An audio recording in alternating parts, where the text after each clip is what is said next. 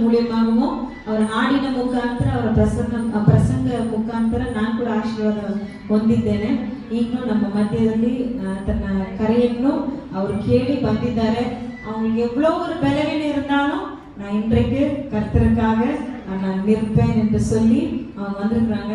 கர்த்தர் அவங்களுக்கு ஒரு நல்ல பெண் பிள்ளையை கொடுத்துருக்குறாங்க, ஒரு ஆண் பிள்ளையை கொடுத்துருக்குறாங்க. 2 பேருமே ಆಸ್ಟ್ರೇಲಿಯಾದಲ್ಲಿ இருக்கிறாங்க. ಇಬ್ಬರಿಗೂ ಕೂಡ ಆಸ್ಟ್ರೇಲಿಯಾದಲ್ಲಿ ಅವರು ಕೆಲಸವನ್ನು ಕೊಟ್ಟು ದೇವರನ್ನು ಗಣಪಡಿಸಿದ್ದಾರೆ. நான் உங்களுக்கு பத்மா முதலியார் அம்மாவை பத்தி சொல்லியிருக்கிறேன். பத்மா முதலியார் ಅಂತ ಒಬ್ಬ ತಾಯಿ, ಅವ್ರಿಗೆ 3 ವಯಸ್ಸು ಮಗು ಇರುವಾಗ ಅವ್ರ ಯಜಮಾನರು ತೀರಿ ಹೋದ್ರು. ಆದ್ರೆ ಇವತ್ತುವರೆಗೆ ಯೇಸುವೆ ನನಗೆ ಯಜಮಾನರು ಎಂಬುದಾಗಿ ಅವರು ಬದುಕಿ ಬಾಳ್ತಿದ್ದಾರೆ. ಆಂಟಿನೂ ಸೆಕೆಂಡ್ ಪದ್ಮಾ ಮೊದಲಿಯಾರ್, ಅವ್ರ ಮಗನಿಗೆ 5 ವಯಸ್ಸಿರುವಾಗ ಅಂಕಲ್ ಮಿಲ್ಟನ್ ತೀರಿ ಹೋದ್ರೂ ಕೂಡ ಇವತ್ತುವರೆಗೆ ಆ ಮಕ್ಕಳನ್ನು ಸಾಕಿ ಅದಕ್ಕೆ ದೀನರನ್ನು ತಿಪ್ಪೆಯಿಂದ ಎಬ್ಬಿಸುವ ಕರ್ತನು ನಮ್ಮ ದೇವರಾಗಿದ್ದಾರೆ. ಈಗಲೂ ಅವರು ಒಂದು ತಂದೆಯಾಗಿ ತಾಯಿಯಾಗಿ 2 ಮಕ್ಕಳನ್ನು ಸಾಕಿ ಅವರು ಆಸ್ಟ್ರೇಲಿಯಾದಲ್ಲಿ ಅವರು ಕೆಲಸ ಮಾಡ್ತಿದ್ದಾರೆ ಅಂದ್ರೆ ಅದು ಅವ್ರ ಮೊಣಕಾಲು ಹಾಕಿ ಪ್ರಾರ್ಥನೆ ಮಾಡಿದಕ್ಕೆ ಕಾರಣ. ಈಗಲೂ ನಮ್ಮ ಮಧ್ಯದಲ್ಲಿ ಸಹೋದರಿ ರಜನಿ ಮಿಲ್ಟನ್ ಅವರಿದ್ದಾರೆ. ನಾವೆಲ್ಲರೂ ಚಪ್ಪಾಳೆ ತಟ್ಟುತ್ತಾ சகோதரியோட ஆஹ்வானிசங்களா. யாருக்கும் ஸ்தோத்திரத்தையும் இங்க இருக்கிற ஒவ்வொருவருக்கும் ஸ்பெஷலா வினோதினிக்கும் என்னுடைய நன்றியை தெரிவிச்சுக்கிறேன். ಇಲ್ಲಿನ ಪ್ರತಿಯೊಬ್ಬರಿಗೂ ನಾನು ವಂದನೆಯನ್ನು ಸಲ್ಲಿಸ್ತಿದ್ದೇನೆ. ஸ்பெஷல் ஆகி வினோதினிಗೆ ஜெபிப்போம். முதலாவதாக ஜெபிப்போம். வினோதினி நிறைய காரியங்கள் என்னை பத்தி சொல்லியிருக்கிறாங்க. ஆனா நான் குப்பையும் தூசியமாக தான் இன்னைக்கும் நினைக்கிறேன். நம்மளால் ஒன்றுமே கிடையாது இல்லையா, எல்லாம் தேவனால் போகும். ஜெபிப்போம். அன்பின் பரலோக பிதாவே, இந்த அருமையான மத்தியான வேலைக்காக உமக்கு நன்றி செலுத்துகிறேன். இயேசுவே, நீ பெரியவர், நீ பெரியவர், நீ பெரியவர் இயேசப்பா. நாங்களுடைய பார்வையில் இயேசப்பா ஆண்டவரே ஒன்றும் இல்லாமல் கர்த்தாவே நிர்வாணியாய் நாங்கள் இருக்கிறோம். ஆண்டவர் தாமே எங்களை கர்த்தாவே மட்டுமாய் நீ நடத்தி வந்ததற்காக ஆண்டவருடைய வார்த்தைகளை சொல்ல என் தேவனே நீ பாராட்டின கிருபைக்காக நம்ம நன்றியோடு துதிக்கிறோம். யோவான் சொன்னது போல இயேசப்பா நீங்கள் பெருகவும் நாங்கள் சிறுக்கவும் வேண்டும் என்று கூட உங்கள் பாதத்தை நிகழ்ச்சிக்கிறோம். வார்த்தைகளை ஆசீர்வதிங்க, ஆண்டவரை பொறுப்பெடுத்துக் கொள்ளுங்க. இயேசப்பா நீங்க என்னோடு கூட பேசுங்க சுவாமி. இயேசு நாம் ஜெபிக்கிறோம். அது கூட நிறைய காரியங்கள் ஜெபிக்கும் போது ಜಪಿಚಾಗ ಪೆಣ್ಗಳು ಪೆಣ್ಗಳು ಪೆಣ್ಗಳು இல்லையா, ಅನೇಕ ಕಾರ್ಯಗಳು ಸ್ತ್ರೀಗಳಿಗಾಗಿ ಪ್ರಾರ್ಥನೆ ಮಾಡಿದ್ರು. பெண்கள் இந்த உலகத்துல பாதுகாப்பா இருக்கிறாங்களா இல்லையான்றது நமக்கு எல்லாருக்குமே தெரியும். ಹೆಣ್ಣು ಮಕ್ಕಳು ರಕ್ಷಣೆಯಲ್ಲಿ ಇದ್ದಾರೆ ಎಂಬುದಾಗಿ ರಕ್ಷಿಸಲ್ಪಡ್ತಾ ಇದ್ದಾರೆ ಎಂಬುದಾಗಿ ನಮಗೆ ಗೊತ್ತಿಲ್ಲ.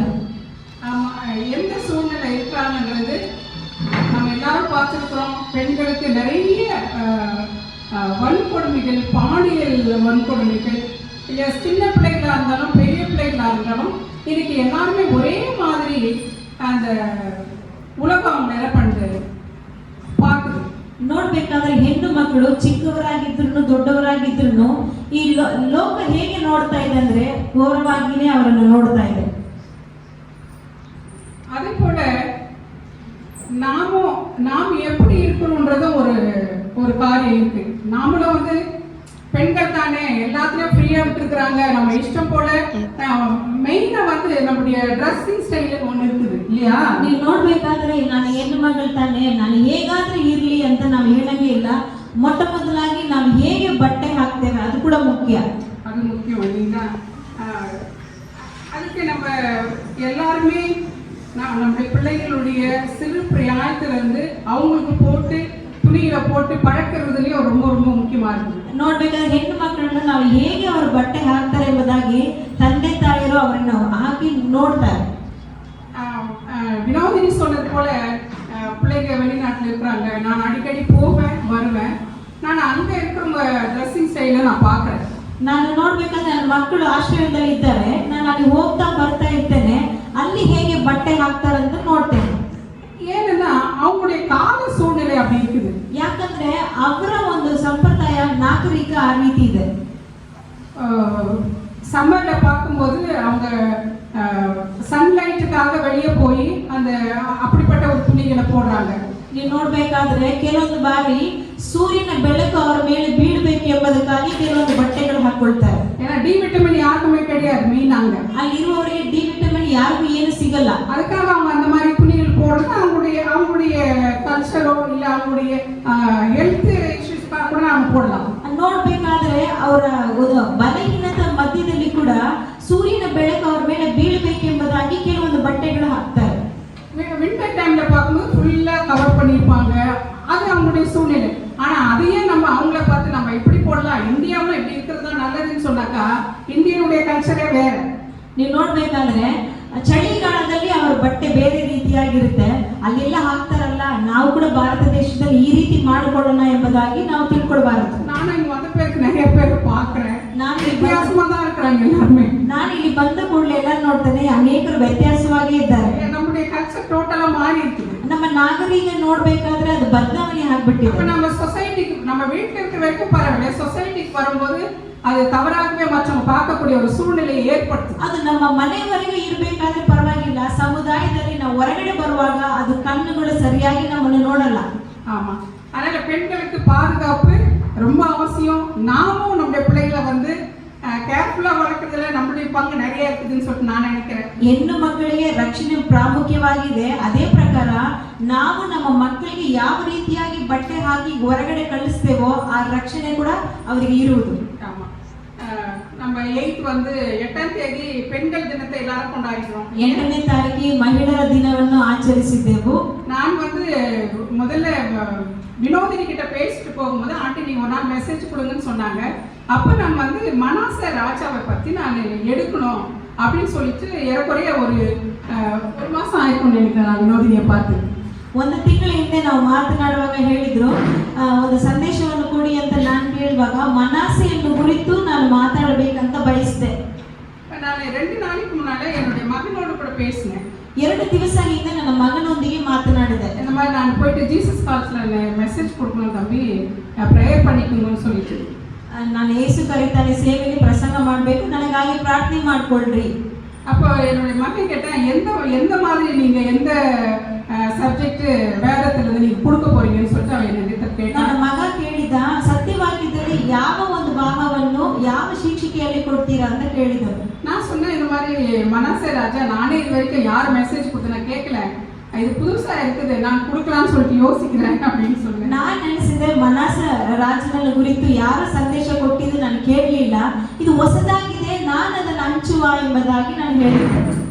அப்ப என்னுடைய மகன் சொன்னா, இல்லம்மா நீங்க வந்து விமென்ஸ் டே டைம்ல போறீங்க, 8th வந்து விமென்ஸ் டே கொண்டாடி இருக்கிறாங்க, இந்த நேரத்துல நீங்க பெண்களை பற்றி பேசுறது தான் நல்லா இருக்கும், அதை பத்தி பேசணுமான்னு சொன்னேன். ಆಗ ನನ್ನ ಮಗ ಹೇಳಿದೆ, 8ನೇ ತಾರೀಕಿಗೆ ಮಹಿಳೆಯರ ದಿನವನ್ನು ಆಚರಿಸಿದ್ದಾರೆ, ಆದ್ದರಿಂದ ನೀವು ಸ್ತ್ರೀಗಳನ್ನು ಕುರಿತು ಮಾತಾಡಿ ಎಂಬುದಾಗಿ ಹೇಳಿದೆ.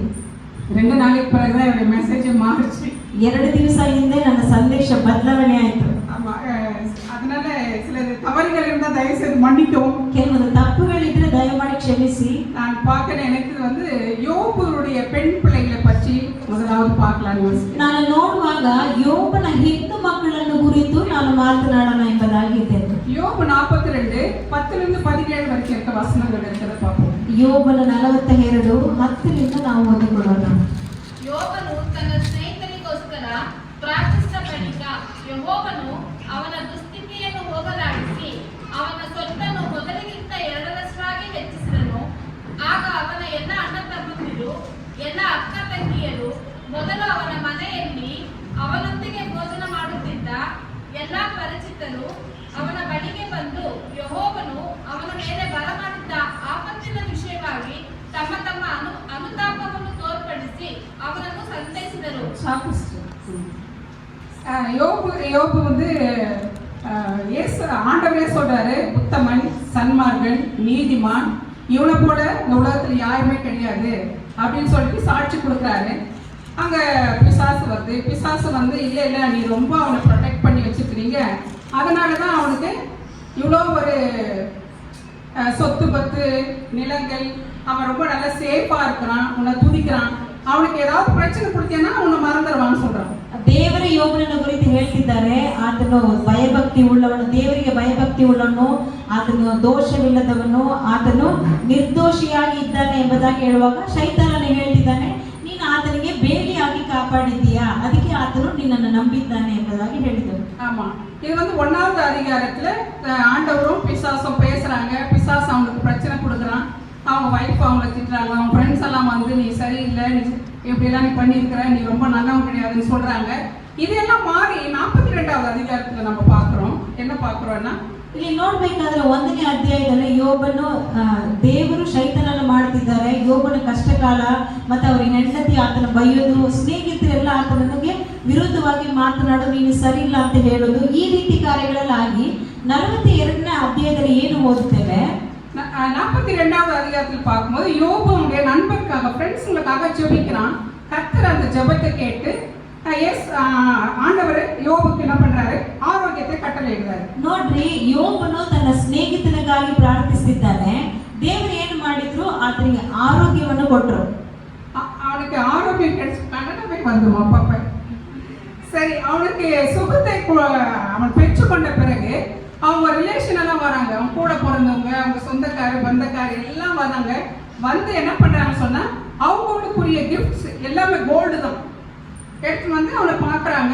அவனுக்கு ஏற்பட்ட அந்த ஆபத்தான நிலையிலிருந்து அவனுக்காக என்ன பண்ணுறாங்க, துக்கப்பட்டதுனால அந்த இடத்துல ஒரு ಸೆಲೆಬ್ರೇಷನ್ ಮಾಡಿ ಮಾರಿದ அந்த ಇடம். ನೋಡ್ರಿ, ಆತನ ಬಂಧು ಬಳಗರೆಲ್ಲ ಬಂದು ಯೋಬನನ್ನು ನೋಡ್ತಿದ್ದಾರೆ. ಆಗ ಏನು ಬಹುಮಾನ ಕೊಡ್ತಿದ್ದಾರೆ ಅಂದ್ರೆ ಎಲ್ಲರೂ ಬಂಗಾರವನ್ನು ಕೊಡ್ತಾ ಇದ್ದಾರೆ. ಅಲ್ಲಿ ಒಂದು ಚಿಕ್ಕ ಒಂದು ಔತಣ ತರ ನಡೀತಾ ಇದೆ.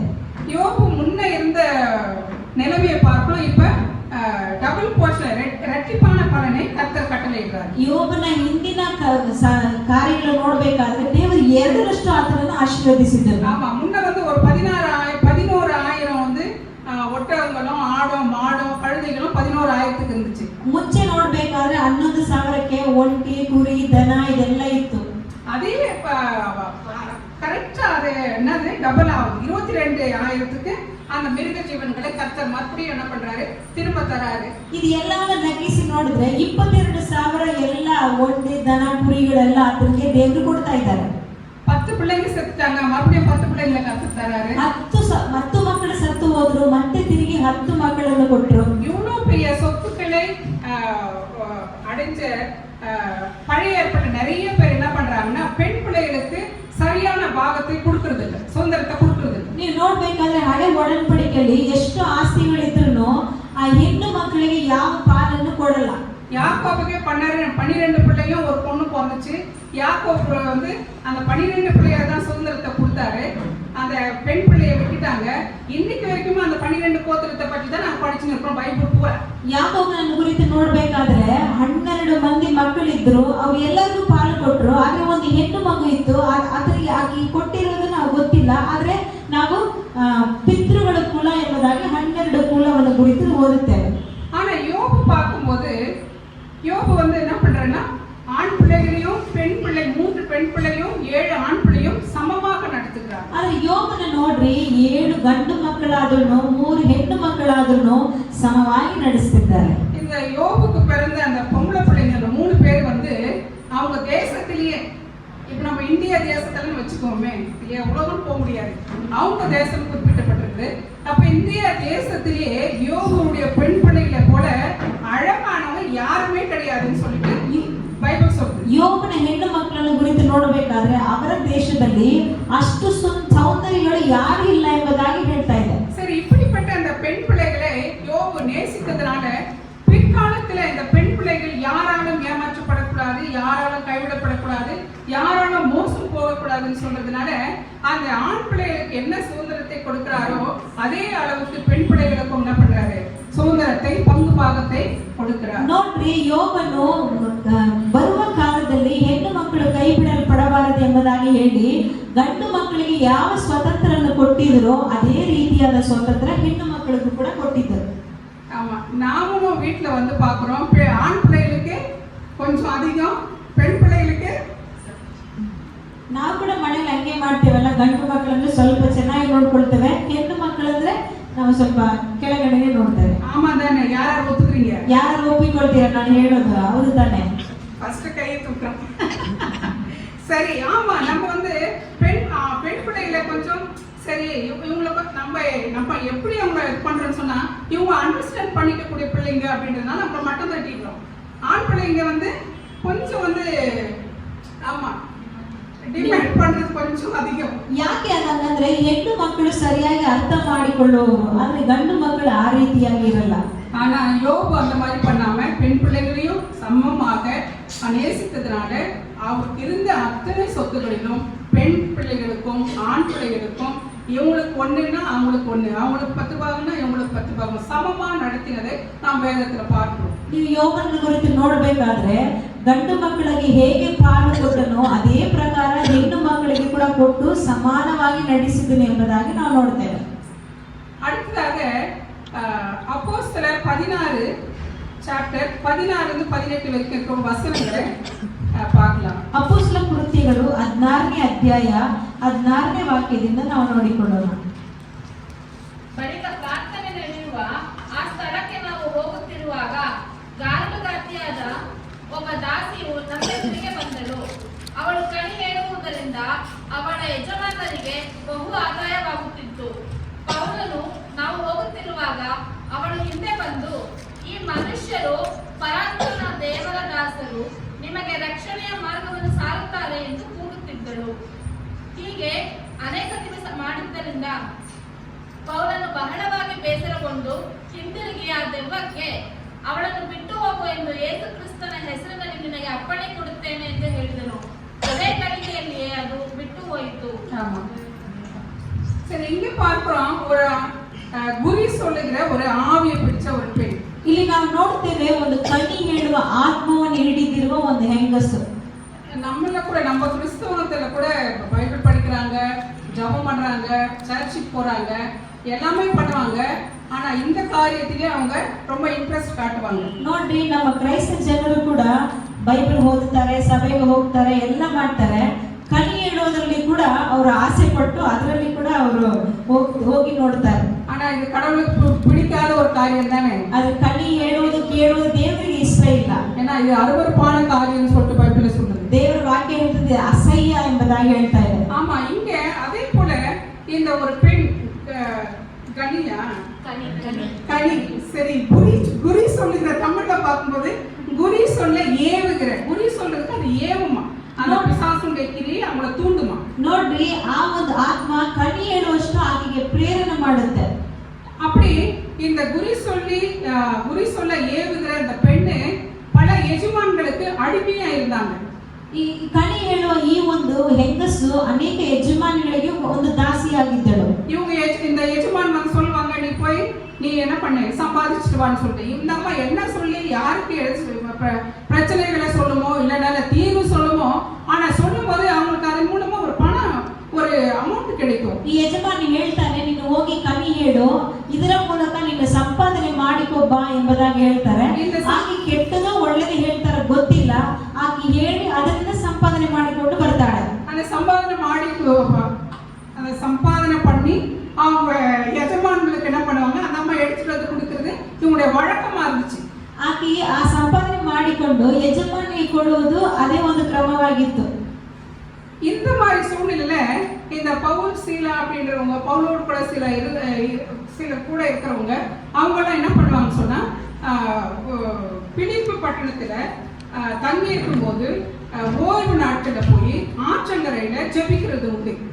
ನೀವು ನೋಡ್ಬೇಕಾದ್ರೆ ಫಿಲಿಪ್ಪು ಪಟ್ಟಣದಲ್ಲಿ ಅವರು ಸಮುದ್ರದ ಕರೆಯಲ್ಲಿ ಅವರು ಪ್ರಾರ್ಥನೆ ಮಾಡುವುದು ಅವರಿಗೆ ಒಂದು ಅಭ್ಯಾಸವಾಗಿ ಇತ್ತು. ಪೌಲು ಶೀಲಾ ಅವರ ಜೊತೆಯಲ್ಲಿರುವ ಕೆಲವರು ಜನರು ಹೋದ್ರು. அவங்க ஒவ்வொரு முறை போகும்போதும் வரும்போதும் இந்த அம்மா என்ன பண்ணுவாங்க, அவங்கள பின்தொடர்ந்து போயிட்டே இருப்பாங்க. போகும்போது ஒரு காரியத்தை சொல்லுவாங்க, உன்னதமான தேவனுடைய ஊழியக்காரர் இவங்க தான். ಅವರು ನೋಡ್ಬೇಕಾದ್ರೆ ಅವರು ಹೋಗುವಾಗ ಈ ಅಮ್ಮ ಕೂಡ ಹಂಗೆ ಹೋಗ್ತಾರೆ, ಉನ್ನತವಾದ ದೇವರಿಗೆ ಸೇವೆ ಮಾಡುವವರೇ, ಸೇವಕರೇ ಎಂಬುದಾಗಿ ಹೇಳ್ತಾರೆ. அப்படி சொல்றதோ இல்லாதபடி ரட்சிப்பின் வழி நமக்கு இவங்க மூலமா தான் கிடைக்கும். அது மாத்திரமல்ல, ரட்சணைಯ ಮಾರ್ಗ ಇವರ ಮುಖಾಂತರ ಸಿಕ್ಕುವುದು. இது மாதிரி பல முறை அவங்க பின்னால இவங்க இப்படி சொல்லிட்டே வரத பார்த்து பவுலுக்கு ஒரு நாள் கோபம் வந்தது.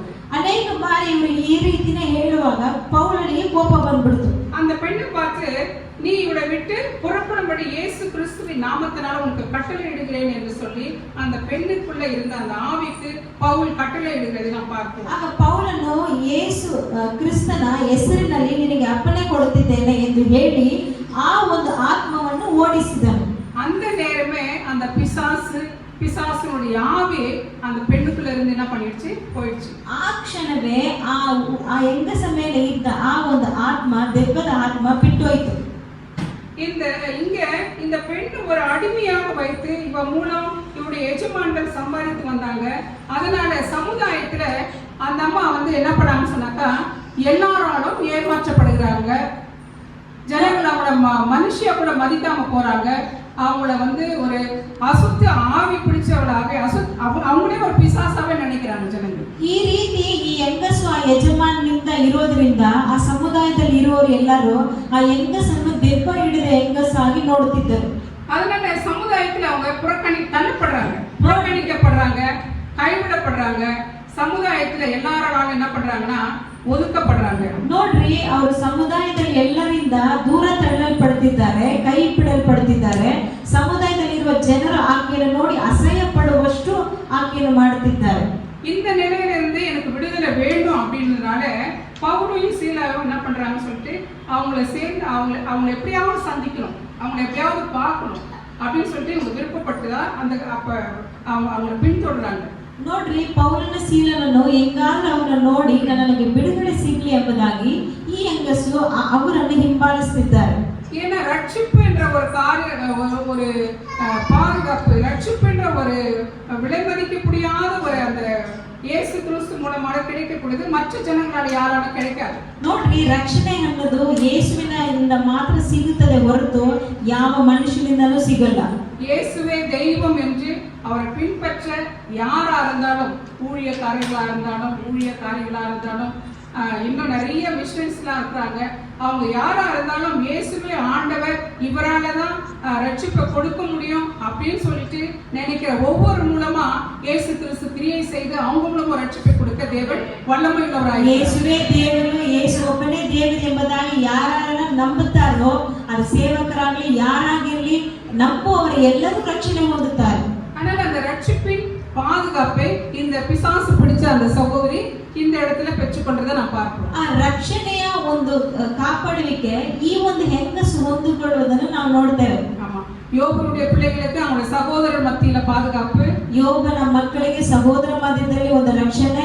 பிசாசு பிடித்திருந்த குறி சொல்லி ஏவுகிற அந்த பெண்ணுக்கு அந்த பிசாசு பிடியிலிருந்து ஒரு நல்ல ஒரு பாதுகாப்பு, ಕಲಿ ಹೇಳುವ ಆತ್ಮವನ್ನು ಹೊಂದಿರುವ ಆಕೆಗೆ ಈಗ ರಕ್ಷಣೆಯ ಕರ್ತನು ಕೊಟ್ಟು ಕಾಪಾಡಿದ್ದಾರೆ. மூணாவதாக மத்தேயு 15ஆம் அதிகாரம் 21 இருந்து 28 வரைக்கும் இருக்க வசனங்கள்ல சில காரியங்களை நம்ம பார்ப்போம். ಮತ್ತಾಯ 15ನೇ ಅಧ್ಯಾಯ 21ರಿಂದ ನಾವು ಓದಿಕೊಳ್ಳೋಣ. ಯೇಸು ಅಲ್ಲಿಂದ ಹೊರಟು ತೂರ್ ಸೀದೋನ್ ಪಟ್ಟಣಗಳ ಪ್ರಾಂತ್ಯಗಳಿಗೆ ಹೋದನು. ಆ ಸೀಮೆಯಿಂದ ಕಾನ್ಯನವಳೊಬ್ಬಳು ಹೊರಟು ಬಂದು, ಸ್ವಾಮಿ, ದಾವೀದನ ಮಗನೇ, ನನ್ನನ್ನು ಕರುಣಿಸು, ನನ್ನ ಮಗಳಿಗೆ ದೆವ್ವದ ಕಾಟ ಬಹಳವಾಗಿದೆ ಎಂದು ಕೂಗಿಕೊಂಡಳು. ಆದರೆ ಆತನು ಆಕೆಗೆ ಏನೂ ಉತ್ತರ ಕೊಡಲಿಲ್ಲ. ಆಗ ಆತನ ಶಿಷ್ಯರು ಬಂದು, ನಮ್ಮ ಹಿಂದೆ ಕೂಗಿಕೊಂಡು ಬರುತ್ತಾಳೆ, ಆಕೆಯನ್ನು ಕಳುಹಿಸಿಬಿಡು ಎಂದು ಆತನನ್ನು ಬೇಡಿಕೊಂಡರು. ಅದಕ್ಕಾತನು, ತಪ್ಪಿಸಿಕೊಂಡ ಕುರಿಗಳಂತಿರುವ ಇಸ್ರಾಯೇಲಿನ ಮನೆತನದವರ ಬಳಿಗೆ ಹೊರತು ಮತ್ತಾರ ಬಳಿಗೂ ನಾನು ಕಳುಹಿಸಲ್ಪಟ್ಟವನಲ್ಲ ಅಂದನು. ಆಗ ಆಕೆ ಬಂದು ಆತನಿಗೆ ಅಡ್ಡ ಬಿದ್ದು, ಸ್ವಾಮಿ, ನನಗೆ ಅನುಗ್ರಹ ಮಾಡಬೇಕು ಅಂದಳು. ಅದಕ್ಕಾತನು, ಮಕ್ಕಳು ತಿನ್ನುವ ರೊಟ್ಟಿಯನ್ನು ತಕ್ಕೊಂಡು ನಾಯಿ ಮರಿಗಳಿಗೆ ಹಾಕುವುದು ಸರಿಯಲ್ಲ ಎಂದು ಉತ್ತರ ಕೊಡಲು ಆಕೆ, ಸ್ವಾಮಿ, ಆ ಮಾತು ನಿಜವೇ. ನಾಯಿ ಮರಿಗಳಂತೂ ತಮ್ಮ ಯಜಮಾನರ ಮೇಜಿನಿಂದ ಬೀಳುವ ರೊಟ್ಟಿಯ ತುಂಡುಗಳನ್ನು ತಿನ್ನುತ್ತವಲ್ಲ ಅಂದಳು. ಆಗ ಯೇಸು ಆಕೆಗೆ, ಅಮ್ಮ, ನಿನ್ನ ನಂಬಿಕೆ ಬಹಳ, ನಿನ್ನ ಮನಸ್ಸಿನಂತೆ ಆಗಲಿ ಎಂದು ಉತ್ತರ ಕೊಟ್ಟನು. இங்க மூணாவதாக பார்க்கிறோம் ஒரு கானானிய ஸ்திரீ. ಇಲ್ಲಿ ನಾವು ಮೂರನೇದಾಗಿ ನೋಡ್ಬೇಕಾದ್ರೆ ಒಂದು ಕಾನಾನಿಯ ಸ್ತ್ರೀ. இங்க இவங்க ஒரு பிரஜாதிய பெண். ಈಕೆ ಒಂದು ಅನ್ಯಳು. பிரஜாதி பெண்ணுன்னு சொன்னா ஏசாமியை வணங்காதவங்கன்னு வச்சுக்கலாம். ಅನ್ಯರು ಅಂದ್ರೆ ಏನರ್ಥ? ಯೇಸು ಸ್ವಾಮಿಯನ್ನು ಪೂಜೆ ಮಾಡದೇ ಇರುವ ಜನರು. நம்மெல்லாம் கிறிஸ்தவர்கள். ನಾವೆಲ್ಲರೂ ಕ್ರೈಸ್ತರು. ஆமாதான், இங்க இருக்கவங்களாம் கிறிஸ்தவங்களா? ಹೌದು ತಾನೆ, ನೀವೆಲ್ಲರೂ ಕ್ರೈಸ್ತರ? எல்லாரும் கிறிஸ்தவங்க தான் இல்லையா? ನಾವೆಲ್ಲರೂ ದೇವರನ್ನ ನಂಬುವವರು ಕ್ರೈಸ್ತರೇ. ஆமா. ஆனா அந்த அம்மா வந்து ஏசாமிய கடவுளா எடுத்துக்கல, ஆனா ஏசாமிய நம்பினாங்க. ಆ ಯೇಸು ಸ್ವಾಮಿಯನ್ನು ಆ ಒಂದು ಸ್ತ್ರೀ ಆಕೆ ದೇವರಾಗಿ ಅಂಗೀಕರಿಸಲಿಲ್ಲ, ಆದರೆ ಯೇಸು ಸ್ವಾಮಿಯನ್ನು ನಂಬಿದರು. இயேசு சுவாமி வந்து இந்த கெனசரேத் என்ற நாட்டுல அவங்களுடைய சீஷரோட கூட இருக்கிறாரு. அங்க வேதபாரகரும் பரிசேயரும் வந்து அவங்க கிட்ட ஒரு காரியத்தை சொல்றாங்க.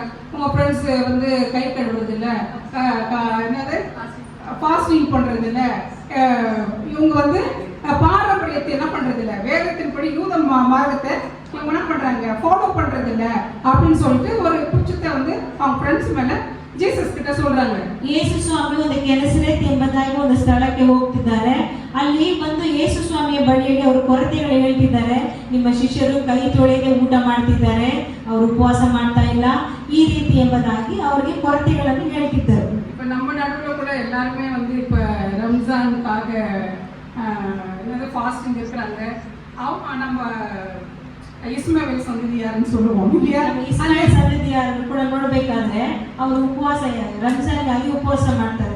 உபவாச இருக்கும்போதும் சரி, இல்லாத போதும் சரி, அவங்க கடையில இருந்து வரும்போதோ இல்ல வேலையில இருந்து வரும்போதோ அவங்க வீட்டு வாசப்படியே அது மாடியா இருக்கட்டும், கீழே இருக்கட்டும், வெளியே இருக்கட்டும், ஒரு பக்கெட்ல தண்ணி வச்சு கை கால் கழுவாம உள்ள வர்றது கிடையாது. ಇಸ್ಮಾಯಿಲ್ ಜನರು ನೋಡ್ಬೇಕಾದ್ರೆ ಅದು ಉಪವಾಸ ಇದ್ರೂ ಇಲ್ಲದೆ ಹೋದ್ರು ಅವ್ರ ಆಚೆ ಹೋಗಿ ಮನೆ ಒಳಗಡೆ ಬರಬೇಕಾದ್ರೆ ನೀರಲ್ಲಿ ಕೈ ಕಾಲು ತೊಳೆದುಕೊಂಡೇ ಒಳಗಡೆ ಬರ್ತಾರೆ. அதனால இந்த கம்ப்ளைண்ட் வந்து ஏசாமி கிட்ட என்ன பண்றாங்க, அந்த யூதர்கள் சொல்றாங்க. ಅದಕ್ಕೆ ಈ ಒಂದು ಕೊರತೆಯನ್ನು ಯಹೂದರು ಯೇಸು ಸ್ವಾಮಿ ಬಳಿಯಲ್ಲಿ ಬಂದು ಹೇಳ್ತಿದ್ದಾರೆ. அப்புறம் அவங்களுக்கு அவங்க கேட்ட கேள்விக்கு இவர் தக்க பதில குறிச்சிட்டு என்ன பண்றாரு, அங்கிருந்து கிளம்புறாரு. ಅವರು ಕೇಳಿದ ಪ್ರಶ್ನೆಗಳಿಗೆ ಉತ್ತರವನ್ನು ಕೊಟ್ಟುಬಿಟ್ಟು ಅಲ್ಲಿಂದ ಹೊರಟು ಬಂದ್ರು. அங்கதான் அந்த தீரு சூதன் பட்டணத்துக்கு வழியில போகிற வேளையில அங்க ஒரு கானானி பெண்ணு பாக்குறாங்க. ಅಲ್ಲಿ ನೋಡ್ಬೇಕಾದ್ರೆ ತೀರು ಸೀದೋನ್ ಎಂಬ ಆ ಒಂದು ಸ್ಥಳದಲ್ಲಿ ಈ ಕಾನಾನಿಯ ಸ್ತ್ರೀಯನ್ನು ನೋಡುತ್ತಿದ್ದಾರೆ. அவங்க இயேசுவே தாவீதின் குமாரனே எங்களுக்கு இரங்கும் அப்படின்னு சொல்லிட்டு அந்த அம்மா அந்த இடத்துல முதலாவது வந்து அவர் இடத்துல கேக்குறாங்க. ಆಗ ಯೇಸುವೆ ಎಂಬುದಾಗಿ ಹೇಳಿ ದಾವೀದನ ಕುಮಾರನೇ ನನ್ನನ್ನು ಕರುಣಿಸು ಎಂಬುದಾಗಿ ಕೇಳ್ತಿದ್ದಾಳೆ. நம்மள வந்து யாராவது ஒருத்தர் ஹெல்ப் கேட்டா நம்ம என்ன பண்ணுவோம், இருக்குது இல்லன்னு சொல்லிடுவோம். ನಾವು ಯಾರಾದ್ರೂ ಸಹಾಯ ಕೇಳಿದ್ರೆ ನಾವು ಏನ್ ಹೇಳ್ತೇವೆ, ಇದೇ ಇಲ್ಲದ್ರೆ ಇಲ್ಲ ಅಂತ ಹೇಳ್ತೇವೆ. லட்ச மரியாதை ஏதாவது ஒரு வழியில சொல்லி என்ன விட்டு போமான்னு சொல்லிடுவோம். ಅಥವಾ ನನ್ನನ್ನು ಬಿಟ್ಟು ಹೋಗಪ್ಪ ಅಂತ ನಾವು ಹೇಳ್ತೇವೆ. ஆனா ஏசாமி பார்க்க ஒண்ணுமே சொல்ல மாட்டேன்றாரு. ಯೇಸುಸ್ವಾಮಿ ನೋಡ್ರಿ ಏನು ಹೇಳಲಿಲ್ಲ, சைலண்டா போயிடுறாரு, ಸುಮ್ಮನೆ ಹೋಗ್ತಿದ್ದಾರೆ. அதுக்கு பிறகு அவங்க சீஷருக்கு வராங்க. ನಂತರ ಶಿಷ್ಯರು ಬರ್ತಿದ್ದಾರೆ. என்ன ஜீசஸ், என்ன ஏசப்பா அந்த அம்மா வந்து உங்களை அடிக்கடி தொந்தரவு பண்ணிட்டே இருக்காங்க, நீங்க வாடின அமைதியா போறீங்க, ஏதாவது ஒண்ணு சொல்லுங்க அப்படின்னு சொல்லிட்டு கேக்குறாங்க. ನೋಡ್ರಿ ಶಿಷ್ಯರು ಏನಿದೆ ಸ್ವಾಮಿ, ಅವ್ರು ನಿಮ್ಮ ಹಿಂದೆನೇ ಬರ್ತಾ ಇದಾರಲ್ಲ, ನೀವು ಏನಾದ್ರೂ ಆಕೆಗೆ ಹೇಳಿ ಅಂತ ಹೇಳ್ತಿದ್ದಾರೆ. சொல்லி அவங்களை அனுப்பிடுங்க, ಏನಾದ್ರೂ ಹೇಳಿ ಆಕೆಯನ್ನು ಕಳಿಸ್ಬಿಡಿ. அப்பதான் ஏசாமி சொன்னாரு, ಆಗ ಯೇಸುಸ್ವಾಮಿ ಹೇಳ್ತಿದ್ದಾರೆ, நான் காணாமல் போன இஸ்ரவேலரின் குடும்பத்தாருக்கு அந்த வீட்டாருக்கு தான் நான் என்ன பண்ணிருக்கிறேன், ஆண்டவர் இடத்துல என்ன அனுப்பியிருக்கிறார், அதுக்கு தான் என்ன கடவுள் அனுப்பியிருக்கிறாரு, மற்றபடி கிடையாது. ಅದಕ್ಕೆ ಯೇಸು ಹೇಳ್ತಿದ್ದಾರೆ, ತಪ್ಪಿಕೊಂಡ ಕುರಿಮರಿಯಾಗಿರುವ ಇಸ್ರಾಯೇಲರಿಗೆ ನಾನು ಬಂದಿದ್ದೇನೆ ಎಂಬುದಾಗಿ ಹೇಳಿದರು. ஆனாலும் அந்த அம்மா என்ன பண்றாங்க, மறுபடியும் வராங்க, மறுபடியும் வந்து எனக்கு ஹெல்ப் பண்ணுங்கன்னு கேக்குறாங்க. ಆದ್ರೂ ಅಮ್ಮ ಹೇಳ್ತಿದ್ದಾರೆ, ನನಗೆ ಮತ್ತೆ ತಿರುಗಿ ಬಂದು ನನಗೆ ಸಹಾಯ ಮಾಡಿ ಅಂತ ಹೇಳ್ತಿದ್ದಾರೆ. இவர் சொல்றாரு, நான் வந்து இப்ப இந்த மாதிரி பிரஜாதி பெண்களுக்கல்ல, பிரஜாதி ஜனங்கள் பெண்கள் மாத்திரம் இல்ல, பிரஜாதியாருக்காக அனுப்பப்படல, அவருடைய சந்ததி அதிக இஸ்ரவேல சந்ததியில் தான் ஆண்டவரே வந்திருக்கிறாரு, தாவீதின் கோத்திரத்திலிருந்து. அப்ப இவங்களுக்காக இவங்க வந்து உலகம் முழுக்க சிதறி இருக்கிறாங்க, இவங்கள ஒண்ணு சேர்க்கணும், இவங்கள ஆண்டவருக்குள்ள வழி நடத்தணும் அப்படின்றதுக்காக தான் நான் வந்திருக்கிறேன்னு சொல்லிட்டு அந்த அம்மாவுக்கு சொல்றாங்க, சீஷர் கிட்ட சொல்றாங்க. ஆனா இந்த அம்மா அதையும் தாண்டி ரொம்ப பொறுமையோடும் தாழ்மையோடும் அவங்கள வந்து என்ன பண்றாரு, ஏசாமியை பணிச்சு மறுபடியும் கேட்கறாங்க, எனக்கு ஹெல்ப் பண்ணுங்க. ನೋಡ್ರಿ ಅಲ್ಲಿ ಹೇಳ್ತಿದ್ದಾರೆ, ಯೇಸು ಸ್ವಾಮಿ ನಾನು ಇಸ್ರಾಯೇಲ್ ಜನರು ಚೇತರಿ ಹೋಗಿದ್ದಾರೆ, ಅವರಿಗಾಗಿನೇ ನಾನು ಬಂದಿದ್ದೇನೆ ಎಂಬುದಾಗಿ ಹೇಳುವಾಗ ಈ ಕಾನಾನಿಯ ಸ್ತ್ರೀ ತಿರುಗಿ ಬಂದು ನನಗೆ ಸಹಾಯ ಮಾಡಿ ಅಂತ ಕೇಳ್ತಿದ್ದಾಳೆ. அப்படி ஒரு பணிவோடும் தாழ்மையோடும் அவங்க வந்து கெஞ்சுறாங்க. பணிவு தாழ்மை என்ன, ஒருவேளை கெஞ்சிருப்பாங்க, ஆண்டவரே ப்ளீஸ் கொஞ்சம் என் மகளை எப்படியாவது காப்பாத்துங்க அப்படின்னு சொல்லிட்டு கேட்டிருப்பாங்க. ಹಾಗೆ ತುಂಬಾ ತಗ್ಗಿಸಿಕೊಂಡು ಅವರನ್ನು ಕೇಳಿರ್ತಾರೆ, ದೇವರೇ ಏನಾದ್ರೂ ನನ್ನ ಮಗಳಿಗೆ ಮಾಡಿ ಅಂತ ಮಾತಾಡಿರ್ತಾಳೆ. அதுக்கு நாம என்ன பதில் சொல்லுவோம், ನಾವಾಗಿದ್ರೆ ಏನು ಉತ್ತರ ಹೇಳ್ತಾ ಇದ್ದೇವೆ, ஏதாவது ஒண்ணு சரி நிறைய கொடுக்கறது வேண்டாம், கொஞ்சமாவது ஏதோ ஹெல்ப் பண்ணலாம் அப்படின்னு நம்ம என்ன யோசிப்போம்ல, நம்ம மனுஷன் தானே. ಈಗ ನಾವಾಗಿದ್ರೆ ನಾವ್ ಏನ್ ಮಾಡ್ತಾ ಇದ್ದೇವೋ, ಬಹಳ ಕೊಡೋದು ಬೇಕಾಗಿಲ್ಲ, ಏನಾದ್ರೂ ಸ್ವಲ್ಪ ಮನುಷ್ಯರು ತಾನೆ. அந்த அம்மா அவ்வளோ பணிவும் தாழ்மையும் அவர் வேண்டிக் கொண்ட பிறகும் ஆண்டவருடைய பதில் வந்து கொஞ்சம் வித்தியாசமாவே இருக்குது. ನೋಡ್ರಿ ಆಕೆ ತನ್ನನ್ನು ತಗ್ಗಿಸಿ ಆಕೆ ದೀನ ಮನಸ್ಸಿನಿಂದ ಕೇಳುವಾಗ ಕೂಡ ದೇವರ ಉತ್ತರ ಬೇರೆ ರೀತಿಯಾಗಿತ್ತು. என்ன சொல்றாரு? ಏನ್ ಹೇಳ್ತಿದ್ದಾರೆ? பிள்ளைகளின் அப்பத்தை, பிள்ளையுடைய சாப்பாட்டை நாய்க்குட்டிக்கு போட முடியுமா? ಅದಕ್ಕೆ ದೇವರು ಹೇಳ್ತಿದ್ದಾರೆ, ಮಕ್ಕಳ ರೊಟ್ಟಿಯನ್ನು ನಾಯಿ ಮರಿಗಳಿಗೆ ಹಾಕಬಹುದಾ ಅಂತ ಕೇಳ್ತಿದ್ದಾರೆ. அப்பவும் அந்த அம்மா அவரை விட்டுற மாதிரியே கிடையாது. ಹಾಗು ಆ ತಾಯಿ ಅವರನ್ನು ಬಿಡ್ಲಿಲ್ಲ இல்லையா? அப்பவும் அவர் என்ன பண்ணாங்க, விடாப்படியா ஸ்ட்ராங்கா கேட்கறாங்க, இல்லப்பா சரி இப்ப அவங்க நல்ல சாப்பாடே சாப்பிட்டோம், மேஜை மேலேயே சாப்பிட்டோம், எதனா சாப்பிட்டோம், அதுல இருந்து கீழே கொஞ்சம் விழும் இல்லையா, அதையாவது நாய்க்குட்டிக்கு என்ன பண்ணும், பொறுக்கி சாப்பிடுமே. ಅದಕ್ಕೆ ಆ ಸ್ತ್ರೀ ಆ ಉತ್ತರ ಕೊಡ್ತಿದ್ದಾಳೆ, ಅವರು ಒಳ್ಳೆ ಆಹಾರನೇ ತಿನ್ನಲಿ, ಅವರು ಮೇಜೆ ಮೇಲೆ ಕೂತ್ಕೊಂಡೇ ತಿನ್ನಲಿ, ಆದ್ರೆ ಮೇಜೆ ಮೇಲಿಂದ ಕೆಳಗಡೆ ಬೀಳುವ ಆ ಕೆಲವೊಂದು ತುತ್ತನ್ನು ನಾಯಿ ಮರಿ ತಿನ್ನುತ್ತಲ್ವಾ? அப்ப அவங்களுக்கு எவ்வளவு ஒரு நம்பிக்கை, ஏசாமினால ஏதாவது நமக்கு செய்ய முடியும். ಆಗ ಎಷ್ಟೊಂದು ನಂಬಿಕೆ ನೋಡ್ರಿ, ಯೇಸು ಸ್ವಾಮಿಯಿಂದ ಏನಾದ್ರೂ ನನಗೆ ಮಾಡಕ್ಕೆ ಸಾಧ್ಯ. ஏசாமி அவருடைய பிள்ளைக்கு ரட்சிப்பு கொடுப்பாரு. ಯೇಸು ಸ್ವಾಮಿ ತನ್ನ ಮಕ್ಕಳಿಗೆ ರಕ್ಷಣೆ ಕೊಡ್ತಾರೆ. ஏசாமி மூலம் என்னுடைய மகளுடைய சரீரம் பாதுகாக்கப்படும். ಯೇಸು ಸ್ವಾಮಿ ಮುಖಾಂತರ ನನ್ನ ಮಗಳ ಶರೀರ ರಕ್ಷಿಸಲ್ಪಡುವುದು. விடாம அவரை வந்து என்ன பண்றாரு, கேக்குறா. ನೋಡ್ರಿ ಆಕೆ ಹಾಗೆ ಎಡಬಿಡದೆ ಕೇಳ್ತಿದ್ದಾಳೆ. ஏன்னா இவ புரோஜாதி பொண்ணு, ஏசாமி மேல எப்படி அவனுக்கு அவ்வளவு நம்பிக்கை வந்து? ನೋಡ್ರಿ ಈಕೆ ಹೋಗಿ ಅನ್ಯಳು, ಆದ್ರೆ ಯೇಸು ಸ್ವಾಮಿ ಮೇಲೆ ಹೇಗೆ ಆಕೆಗೆ ನಂಬಿಕೆ ಬಂತು? ஏன்னா ஆண்டவருடைய ஊழியத்தை இவங்க கேட்டிருப்பாங்க. ಯಾಕಂದ್ರೆ ದೇವರ ಸೇವೆಯನ್ನು ಈಕೆ ಕೇಳಿರ್ತಾರೆ. 3 வருஷம் செய்த அந்த ஊழியத்துல அநேக அற்புதங்கள் அடையாளங்கள் செய்ததை இந்த அம்மா பார்த்திருப்பாங்க, ஒரு சில அற்புதங்களை. ಆ 3.5 ವರ್ಷ ದೇವರು ಮಾಡಿರುವ ಸೇವೆಯನ್ನು ಈಕೆ ನೋಡಿರ್ತಾಳೆ. அதனாலதான் இவங்க என்ன பண்றாங்க, ಇವರಾಡ முடியாத காரியம் ஒண்ணுமே கிடையாது. ಅದಕ್ಕೆ ಈಕೆ ಏನು ಹೇಳಿದ್ರು, ಯೇಸುವಿನ ಅಸಾಧ್ಯವಾದದ್ದು ಒಂದು ಇಲ್ಲ. அதாவது அவ பேச துணிந்து சொல்றா, அது மேசையிலிருந்து விழுந்து நாய்க்குட்டிகள் சாப்பிடும் அப்படின்னு சொல்லிட்டு அவங்க கிட்ட பணிவோடும் பேசுறா. ನೋಡ್ರಿ ಅದಕ್ಕೆ ಆಕೆ ತನ್ನನ್ನು ತಗ್ಗಿಸಿಕೊಂಡು ಮೇಜೆ ಮೇಲಿಂದ ಕೆಳಗಡೆ ಬಿಡುವ ಕೆಲವೊಂದು ರೊಟ್ಟಿಯನ್ನು ನಾಯಿ ಮರಿಗಳು ತಿನ್ನುತ್ತೆ ಅಂತ ತನ್ನನ್ನು ತಗ್ಗಿಸಿ ಹೇಳ್ತಿದ್ದಾಳೆ. நம்ம என்ன ஒரு முறை 2 முறை கேட்போம், ஐயோ இவங்க நம்ம சட்டையே பண்ணல, நம்ம போயினே இருப்போம், இவங்க கிட்ட என்ன நம்ம கேட்கறது போயிடுவோம். ನಾವು 1 ಬಾರಿ 2 ಬಾರಿ ಕೇಳಿ ಇವ್ರು ನಮ್ಮನ್ನ ನೋಡ್ತಾ ಇಲ್ಲ, ಕಿವಿ ಕೊಡ್ತಾ ಇಲ್ಲ ಅಂತ ಬಿಟ್ಟು ಹೋಗ್ತೇವೆ. நாய்க்குட்டிங்கன்னு சொன்னா நம்ம சும்மா இருக்குமா? ನಾಯಿ ಮರಿಗಳಂತ ಹೇಳಿದ್ರೆ ಸುಮ್ಮನೆ ಇರ್ತೇವೆ ನಾವು? இல்லையா? சாதாரணமா பேசினாவே நம்மளுக்கு அப்படியே கடும் கோபம் வரும். ಸಾಧಾರಣವಾಗಿ ಮಾತನಾಡಿದ್ರೆ ನಮಗೆ ಕೋಪ ಬರುತ್ತೆ. நாய்க்குட்டிங்கன்னு சொன்ன பிறகு நமக்கு அவ்வளவு பணிவு, அவ்வளவு தாழ்மை, அவ்வளவு நம்பிக்கை. ನೋಡ್ರಿ ನಾಯಿ ಮರಿ ಅಂತ ಹೇಳಿದ್ರು ಕೂಡ ಆಗಿ ತನಗೆ ತಗ್ಗಿಸಿಕೊಂಡು ದೀನ ಮನಸ್ಸಿನಿಂದ ಇದ್ದಳು. 1 முறை 2 முறை இல்ல 3 முறை கேக்குறாங்க. 1 ಬಾರಿ 2 ಬಾರಿ 3 ಬಾರಿ ಕೇಳ್ತಿದ್ದಾರೆ. அப்ப ஏசாமி நினைக்கிறாரு, சரி இவ்வளவு முறை கேக்குறாங்களே, இந்த அம்மாவுக்கு நம்ம என்ன பண்ணுவோம், இந்த மகளுடைய பிள்ளைக்கு விடுதலை கொடுப்போம். ಯೇಸು ನಾನು 3 ಬಾರಿ ಕೇಳ್ತಿದ್ದಲ್ಲ, ನಾವೇನ್ ಮಾಡೋಣ, ಆಕೆಯ ಮಗಳಿಗೆ ಬಿಡುಗಡೆ ಕೊಡೋಣ. அதனால ஸ்திரீயே உன்னுடைய விசுவாசம் ரொம்ப பெருசுன்றாரு. ಅದಕ್ಕೆ ದೇವರ ಅಮ್ಮ ನಿನ್ನ ನಂಬಿಕೆ ಬಹಳ ದೊಡ್ಡದು ಅಂತ ಹೇಳ್ತಿದ್ದಾರೆ. விசுவாசம் பெரிது, அதனால உன்னுடைய விசுவாசம் பெரிதா இருக்கிறதுனால உன்னுடைய மகள் என்ன பண்றா, ಕಾಪಾಡಲ್ಪಡುகிறாள். ನಿನ್ನ ನಂಬಿಕೆ ತುಂಬಾ ದೊಡ್ಡದಾಗಿರೋದ್ರಿಂದ ನಿನ್ನ ಮನಸ್ಸಿನಂತೆ ನಿನ್ನ ಮಗಳು ಗುಣ ಆಗುತ್ತಾಳೆ. நீ விரும்புகிறது என்னவோ அது நடக்கும். ನಿನ್ನ ಮನಸ್ಸಲ್ಲಿ ನೆನೆಸಿದ್ದು ಏನೋ ಅದು ನಡೆಯುತ್ತೆ. ஆமா, இப்படி ஆண்டவரும் அந்த ஸ்திரீயும் பேசிக்கொண்டு இருக்கும் போதே அந்த அம்மாவுடைய மகள் சுகம் அடைவதை நாங்கள் ಯೇಸು ಆ ಸ್ತ್ರೀ ಮಾತನಾಡ ಅದೇ ಗಳಿಗೆಯಲ್ಲಿ ಆಕೆಯ ಮಗಳು ಸ್ವಸ್ಥತೆ ಆಗ್ತಿದ್ದಾಳೆ. கர்த்தர் எவ்வளவு பெரியவர் இல்லையா? ದೇವರು ಎಷ್ಟು ದೊಡ್ಡವರಲ್ವಾ? நாமளும் வந்து ஜெபிக்கும் போது 1 முறை பண்றோம், 2 முறை பண்றோம், 3 முறை பண்றோம், இல்ல கொஞ்ச நாள் பண்றோம், இதுக்கு மேல நடக்காத பொழுது ஆண்டவர் நம்ம ஜெபத்தை கேட்கறது இல்ல. ஒரு முடிவு பண்ணிக்கணும், நம்மளே ஒரு முடிவு பண்ணிக்கணும். ನೋಡ್ರಿ ನಾವು ಕೂಡ ಪ್ರಾರ್ಥನೆ ಮಾಡ್ತೇವೆ, 1 ಬಾರಿ 2 ಬಾರಿ ಸ್ವಲ್ಪ ದಿನ ಮಾಡ್ತೇವೆ, ಒಂದ್ ವೇಳೆ ದೇವರು ನನ್ನ ಪ್ರಾರ್ಥನೆ ಕೇಳಲ್ಲ ಅಂತ ಬಿಟ್ಟು ಬಿಡ್ತೇವೆ. ஆமா, ஆனா இந்த அம்மா அப்படி பண்ணல. ಈ ತಾಯಿ ಹಾಗೆ ರೀತಿ ಮಾಡಲಿಲ್ಲ. சுகத்தை பெறும் வரைக்கும், அவருடைய மகள் ஆரோக்கியம் அடையும் வரைக்கும் போராடுறாங்க. ನೋಡ್ರಿ ಆರೋಗ್ಯ ಹೊಂದುವವರೆಗೂ ಆಕೆ ಹೋರಾಡ್ತಿದ್ದಾಳೆ. ஆமா, அதனால கடைசியில அவங்க அந்த மகளுடைய சரீரத்திலிருந்து நல்ல ஒரு ஆரோக்கியத்தையும் பாதுகாப்பையும் அவங்க என்ன பண்றாங்க, பெறுகிறதை ಆಕೆ ತನ್ನ ಮಗಳ ಶರೀರದಲ್ಲಿ ಒಂದು ಆರೋಗ್ಯವನ್ನು ರಕ್ಷಣೆಯನ್ನು ಹೊಂದುವುದನ್ನು ಆಕೆ ಕಂಡಳು. ஆமா, முதல்ல வந்து நம்ம என்ன பார்த்தோம், யோபுடைய பெண்களுக்கு பாதுகாப்பு, சுதந்திரம் இல்லையா? சுதந்திரத்தின் மூலம் பாதுகாப்பு. ನೋಡಿ, ಯೋಬನ ಮಕ್ಕಳಿಗೆ ಮೊದಲನೇದಾಗಿ ನೋಡಿದೆವು, ಅವರಿಗೆ ಒಳ್ಳೆ ಸ್ವತಂತ್ರ, ಅವರಿಗೆ ಬೇಕಾದ ರಕ್ಷಣೆ ಮತ್ತೆ ಪಾಲು ಸಿಕ್ಕಿತ್ತು. ரெண்டாவது பார்த்தோம் அப்போஸ்தலர்ல அந்த பிசாசு குறி சொல்லி ஏவுகிற அந்த பிசாசு பிடித்த அந்த பெண்ணுக்கு சொசைட்டில சமுதாயத்துல ஒரு நல்ல ஒரு அங்கீகாரம் கிடைக்குது. அந்த ரட்சிப்பு மூலமா நல்ல ஒரு பாதுகாப்பை கர்த்தர் ತರದೆ ನಾವು ಪಾಕ್ರು ಕಣಿ ಹೇಳುವ ದೆವ್ವ ಹಿಡಿದ ಆ ಒಂದು ಸ್ತ್ರೀಗೆ ಸಮುದಾಯದಲ್ಲಿ ಒಂದು ಒಳ್ಳೆ ಹೆಸರನ್ನು ಮತ್ತೆ ರಕ್ಷಣೆಯನ್ನು ನಾವು ನೋಡಿದ್ದೇವೆ.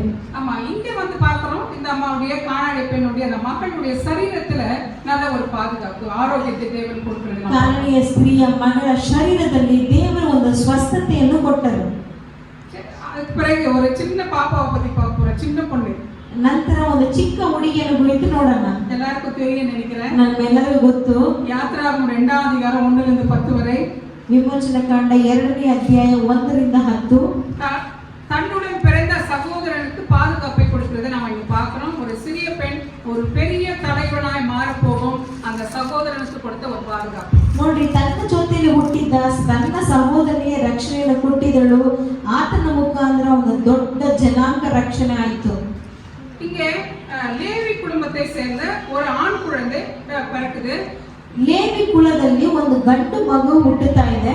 அந்த ஆண் குழந்தை பிறக்கும் போது பார்வோன் இடத்திலிருந்து ஒரு கடுமையான ஒரு சட்டம் பிறக்குது. ಆ ಗಂಡು ಮಗು ಹುಟ್ಟುವಾಗ ಫರೋನಿಂದ ಒಂದು ಕಠಿಣವಾದ ಒಂದು ಅಪ್ಪಣೆ ಬರ್ತಾ ಇದೆ. அந்த சட்டம் என்னன்னு சொன்னாக்கா பிறக்கிற ஆண் குழந்தைகள் எல்லாரும் என்ன பண்ணணும், கொண்டு போட்டுடணும், கொலை பண்ணணும். ಆ ಕಾನೂನು ಏನಂದ್ರೆ ಹುಟ್ಟುವ ಎಲ್ಲ ಗಂಡು ಮಕ್ಕಳನ್ನು ಕೊಂದಾಕ್ಬೇಕು. அந்த நேரத்துல தான் இவர் பிறக்கிறாரு தலைவர். ಆ ಸಮಯದಲ್ಲಿನೇ ಈ ಒಂದು ನಾಯಕನು ಹುಟ್ಟುತ್ತಿದ್ದಾನೆ. அந்த ஆண் குழந்தை பிறந்து 3 மாசம் அவருடைய அம்மா என்ன பண்றாங்க, பயந்து பயந்து பயந்து என்ன பண்றாங்கன்னா ஒடுக்கி வைக்கிறாங்க. எப்படியாவது என்னுடைய குழந்தை என்ன பண்ணிடணும், நான் பாதுகாக்கணும். ಆ ಗಂಡು ಮಗು ಹುಟ್ಟಿ 3 ತಿಂಗಳ ನಂತರ ಆ ತಾಯಿ 3 ತಿಂಗಳವರೆಗೆ ಆ ಮಗುವನ್ನು ಭಯಭಕ್ತಿಯಾಗಿ ಆಕೆಯನ್ನು ಬಚ್ಚಿಟ್ಕೊಂಡು ಕಾಪಾಡ್ತಿದ್ದಾಳೆ. யாரால இப்படி ஒரு பாதுகாப்பு கொடுக்க முடியும்? குழந்தை அழுவும் தானே, பால்காவது அழுவோம், இல்ல அதுக்கு ஏதாவது தொந்தரவு வரும்போது அழுவோம், உடல் சரீரத்துல வேற ஏதாவது பிரச்சனைகள் வரும்போது அது சொல்லாது, அழக முடியும். அது சொல்ற ஸ்டைல்ல அழுவோம். ಮಗು ಹೇಗೆ ಅಳದೆ ಅದು ಹಾಲಿಗೆ ಅಳುತ್ತೆ ಅಥವಾ ಶರೀರದಲ್ಲಿ ರೋಗ ಬಂದರೆ ಅಳುತ್ತೆ, ಮಗುಗೆ ಹೇಗೆ ಹೇಳುತ್ತೆ ಅದು ಅಳುವಾಗ ಅದು ತೊಂದರೆ ಇದೆ ಎಂಬುದಾಗಿ ನಾವು ಅರ್ಥ ಮಾಡ್ಕೊಳ್ತೇವೆ. அப்ப அது அழும்போது இந்த வீட்டுல குழந்தை இருக்குதுன்னு எல்லாருக்கும் தெரியும். ಅದು ಅಳುವಾಗ ಈ ಮನೆಯಲ್ಲಿ ಮಗು ಇದೆ ಅಂತ ಗೊತ್ತು. அப்ப அந்த குழந்தை அழுவாமல் பார்த்து 3 மாசம் அந்த தாய் என்ன பண்றாங்கன்னு சொன்னாக்கா ஒடிச்சு வைக்கிறாங்கன்னு சொன்னா அந்த 3 மாசம் அவங்க எத்தனை கஷ்டங்களை பட்டிருப்பாங்க. ಆ 3 ತಿಂಗಳು ಆ ಮಗು ಅಳದೆ ಇರಬೇಕಾದ್ರೆ ಆ ತಾಯಿ 3 ತಿಂಗಳು ಆ ಮಗುವನ್ನು ಎಷ್ಟು ಕಾಪಾಡಿರಬೇಕು, ರಕ್ಷಿಸಬೇಕು. ஒவ்வொரு முறையும் அந்த அம்மா பயந்துட்டே இருப்பாங்க, என்னைக்கு நம்ம குழந்தை கொண்டுடுவாங்களோ, எப்போ அதை கண்டுபிடிச்சிருவாங்களோ, என்ன நடக்குமோ, அடுத்த நிமிஷம் என்ன நடக்குமோன்னு அவங்க அந்த 3 மாசத்துல ಎತ್ತನ ಮುறை ಸೆತ್ತು ಪೊಳಚಾಗಲ್ಲ ತಿಳಿயாது. ಆ 3 ತಿಂಗಳಲ್ಲಿ ಎಷ್ಟು ಭಯ, ನಮ್ಮ ಮಗುವನ್ನು ಕೊಂದಾಗ್ಬಿಡ್ತಾರೋ ಏನಾಗುತ್ತೋ, ಆಗಿ ಪ್ರತಿದಿನವೂ ಸತ್ತು ಬದುಕ್ತಿದ್ದಳು. அதையும் தாண்டி இதுக்கு மேல முடியாதப்பா, ஒரு முடிவுக்கு வரலாம் அப்படின்னு சொல்லிட்டு யோசிக்கிறாங்க. ಅದನ್ನು ದಾಟಿ ಇಷ್ಟು ನಂತರ ಆಗಲ್ಲಪ್ಪ ಎಂಬುದಾಗಿ ಒಂದು ನಿರ್ಧಾರಕ್ಕೆ ಬರ್ತಿದ್ದಾರೆ. அதுக்கப்புறம் அவங்க என்ன பண்ணாங்க, ஒரு கூடை, ஒரு நாணர் பெட்டி போட்டிருக்குது. ஆனா அது கூடை தான் இல்லையா, அந்த கூடையை வச்சு அதை மூடி போட மாதிரி ஒரு ஸ்டைல்ல ஒரு பாக்ஸ் ரெடி பண்ணி அதுல குழந்தைய வைக்கிறாங்க. ನೋಡ್ರಿ, ಒಂದು ಪುಟ್ಟಿ ತರ ಮಾಡಿಬಿಟ್ಟು ಅದರಲ್ಲಿ ಒಂದು ಪೆಟ್ಟಿಗೆ ತರ ಮಾಡಿ ಅದರಲ್ಲಿ ಒಂದು ಮಗುವನ್ನು ಇಡ್ತಿದ್ದಾರೆ. அந்த பெட்டில வச்சு அவன் வந்து கண்டுபிடிச்சி கொல்றதை விட பெட்டில வச்சு மூடிட்டவே குழந்தை பொண்ணு செத்து போயிடும். ಆತನ ಬಂದು ಕೊಂದಾಕೋದ್ರಿಂದ ಈ ಒಂದು ಪೆಟ್ಟಿಗೆ ಇಟ್ಬಿಟ್ರೆ ಮಗು ಸತ್ತು ಹೋಗುತ್ತೆ. ஆமாவா இல்லையா? ಹೌದಾ ಇಲ್ವಾ? மூச்சு வராம செத்து போயிடும். ಅದು ಉಸಿರಾಡದೆ ಸತ್ತು ಹೋಗುತ್ತೆ. அப்ப அந்த பெட்டியை அவங்க உருவாக்குறதுக்கு அவங்க நிறைய பிரயತ್ನ பட்டிருப்பாங்க. ಆ ಒಂದು ಪೆಟ್ಟಿಗೆಯನ್ನು ಮಾಡ್ಲಿಕ್ಕೆ ಅವರು ಕೂಡ ಪ್ರಯತ್ನ ಮಾಡಿರ್ತಾರೆ. ஏன்னா ஆக்சிஜன் போணும், காத்து போணும், வரணும், அந்த மாதிரி எல்லாம் ஒரு சைடுல என்ன பண்ணிருப்பாங்க, அந்த பெட்டியை உருவாக்கி ಆ ಪೆಟ್ಟಿಗೆಯನ್ನು ಹೇಗೆ ಉಂಟು ಮಾಡಿರ್ತಾರೆ, ಮಗುಗೆ ಉಸಿರಾಡಬೇಕು ಅದೆಲ್ಲ ನೋಡಿನೇ ಆ ಪೆಟ್ಟಿಗೆನ ಉಂಟು ಮಾಡಿರ್ತಾರೆ. பண்ணி அந்த குழந்தைய ಅದನ್ನ வச்சு எவ்வளவு தைரியம் இருந்தாக்கா ஒரு நதியில ஒரு குழந்தைய விட முடியுமா? ಎಷ್ಟು ಧೈರ್ಯ ನೋಡ್ರಿ, ಒಂದು ನದಿಯಲ್ಲಿ ಮಗುವನ್ನು ಬಿಡಕ್ಕೆ ಸಾಧ್ಯವಾ? இவங்க அதையும் தாண்டி ஆண்டவர் மேல வச்ச ஒரு நம்பிக்கை, எங்கேயாவது போய் என் பிள்ளை காப்பாற்றப்படணும். ಅದಕ್ಕಿಂತ ಮೇಲೆ ದೇವರ ಮೇಲೆ ಅವರು ಇಟ್ಟಿರುವ ನಂಬಿಕೆ, ನನ್ನ ಮಗು ಎಲ್ಲಾದ್ರೂ ಹೋಗಿ ಕಾಪಾಡಲಿ, என்னுடைய தேவன் என்னுடைய குழந்தை எப்படியாவது காப்பாற்றுவார், ನನ್ನ ದೇವರು ನನ್ನ ಮಗುವನ್ನು ಹೇಗಾದ್ರೂ ಕಾಪಾಡ್ತಾರೆ. சரி சொல்லி இந்த அம்மா என்ன பண்றாங்க, நைல் நதியை விட்டுடுறாங்க. இதோட தான் இவங்க கதை முடியுது. ಈ ಸರಿ ಅಂತ ಹೇಳಿ ಈ ತಾಯಿ ಏನ್ ಮಾಡ್ತಾರೆ, ನೈಲ್ ನದಿಯಲ್ಲಿ ಬಿಟ್ಟು ಹೋಗ್ತಾರೆ. விட்டுட்டு எங்க இருந்தாங்களோ அதுக்கு மேல தெரியல. ஆனா அந்த பிள்ளையோட பிறந்த அவங்களுடைய சகோதரி அக்கா, அதுக்கு வந்து 7-8 வருஷம் வயசு தான் இருக்கும். ಆ ಮಗು ಜೊತೆಗೆ ಹುಟ್ಟಿದ ಆತನ ಅಕ್ಕ ಒಂದು 7-8 ವಯಸ್ಸು ಮಾತ್ರ ಇರಬೇಕು. சின்ன வயசு தானே. சின்ன வயசு. அந்த பொண்ணுக்கு புரியுமா என்ன நடக்கும், ஏது நடக்கும், நல்லது நடக்குமா கெட்டது நடக்குமான்னு சொல்லிட்டு அந்த பொண்ணுக்கு புரியுமா? ಆ ಮಗುಗೆ ಅರ್ಥ ಆಗುತ್ತಾ, ಒಳ್ಳೇದಾಗುತ್ತಾ ಕೆಟ್ಟದಾಗುತ್ತಾ ಅಂತ ಅರ್ಥ ಆಗುತ್ತಾ? ஒரு பொது அறிவே இல்லாத வயசு, ஜெனரல் நாலேஜ் இல்லாத வயசு, ಆಕೆಗೆ ಸಾಮಾನ್ಯ ಬುದ್ಧಿ ಇಲ್ಲದೆ ಒಂದು ವಯಸ್ಸು. ஆனா அந்த வயசுலயும் அந்த பொண்ணு என்ன பண்ணுதுன்னு சொன்னாக்கா, அந்த பெட்டி போகிற வழியிலேயே அந்த கரையோரத்திலேயே இந்த பெட்டி எங்கதான் போகுது, இதுல இருக்கக்கூடிய குழந்தை என்னதான் ஆகுது நம்ம பார்த்தே பார்ப்போம். ಆದ್ರೆ ನೋಡ್ರಿ, ಈ ಪೆಟ್ಟಿಗೆ ಎಲ್ಲಿ ಹೋಗುತ್ತೆ, ಈ ಮಗುಗೆ ಏನು ನಡೆಯುತ್ತೆ ನಾವು ನೋಡೋಣ ಅಂತ ಆ ಒಂದು ಹುಡುಗಿ ನೋಡ್ತಿದ್ದಾಳೆ. அந்த பெட்டியும் தவழ்ந்து தவழ்ந்து ஆத்துல அடிச்சுட்டு போகுது. ಆ ಪೆಟ್ಟಿಗೆ ಹಂಗೆ ಓಡ್ತಾ ಇದೆ ಆ ಒಂದು ನದಿಯಲ್ಲಿ. நம்ம ஊர்ல இருக்கிற மாதிரி சின்ன ನದಿ எல்லாம் கிடையாது. ನಮ್ಮ ಊರಲ್ಲಿರುವ ಚಿಕ್ಕ ನದಿ ಅಲ್ಲ ಅದು. அது வந்து உலகத்திலேயே பெரிய நதி. ಅದು ಲೋಕದಲ್ಲಿ ದೊಡ್ಡ ನದಿ. நைல் நதி எகிப்துல இருக்கிறது தான் பெருசு. ಐಗುಪ್ತ ದೇಶದಲ್ಲಿ ಇರೋದೇ ದೊಡ್ಡದು. அப்ப அந்த நைல் நதியில ஒரு 3 மாச குழந்தைய விட்டுட்டு அம்மா நிக்கிறாங்க. அந்த பெண்ணு வந்து அந்த குழந்தை பின்னாடியே கரையோரத்துல போகுது, எங்கதான் அடிச்சுன்னு போது பாக்கலாம். ಅಮ್ಮ ಒಂದು ಪೆಟ್ಟಿಗೆಯನ್ನು ಬಿಟ್ಟು ಹೋಗ್ತಿದ್ದಾರೆ. ಆ ಹುಡುಗಿ ನೋಡ್ತಾ ಇದ್ದಾಳೆ ಏನಾಗ್ತಿದೆ ಆ ಮಗುಗೆ ನೋಡೋಣ ಅಂತ. அந்த நேரத்துல கர்த்தர் யாரையாவது ஒருத்தர் கட்டளை இடுவார் இல்லையா? ದೇವರು ಯಾರಿಗಾದ್ರೂ ಒಬ್ಬರು ಅಪ್ಪಣೆ ಕೊಡ್ತಿದ್ದಾರೆ. யார அது கடுமையானவர்கள் இருந்தாலும் பயங்கரமான ஒரு சூழ்நிலை இருந்தாலும் அவங்க தான் கொள்ளணும்னு நினைக்கிறாங்க.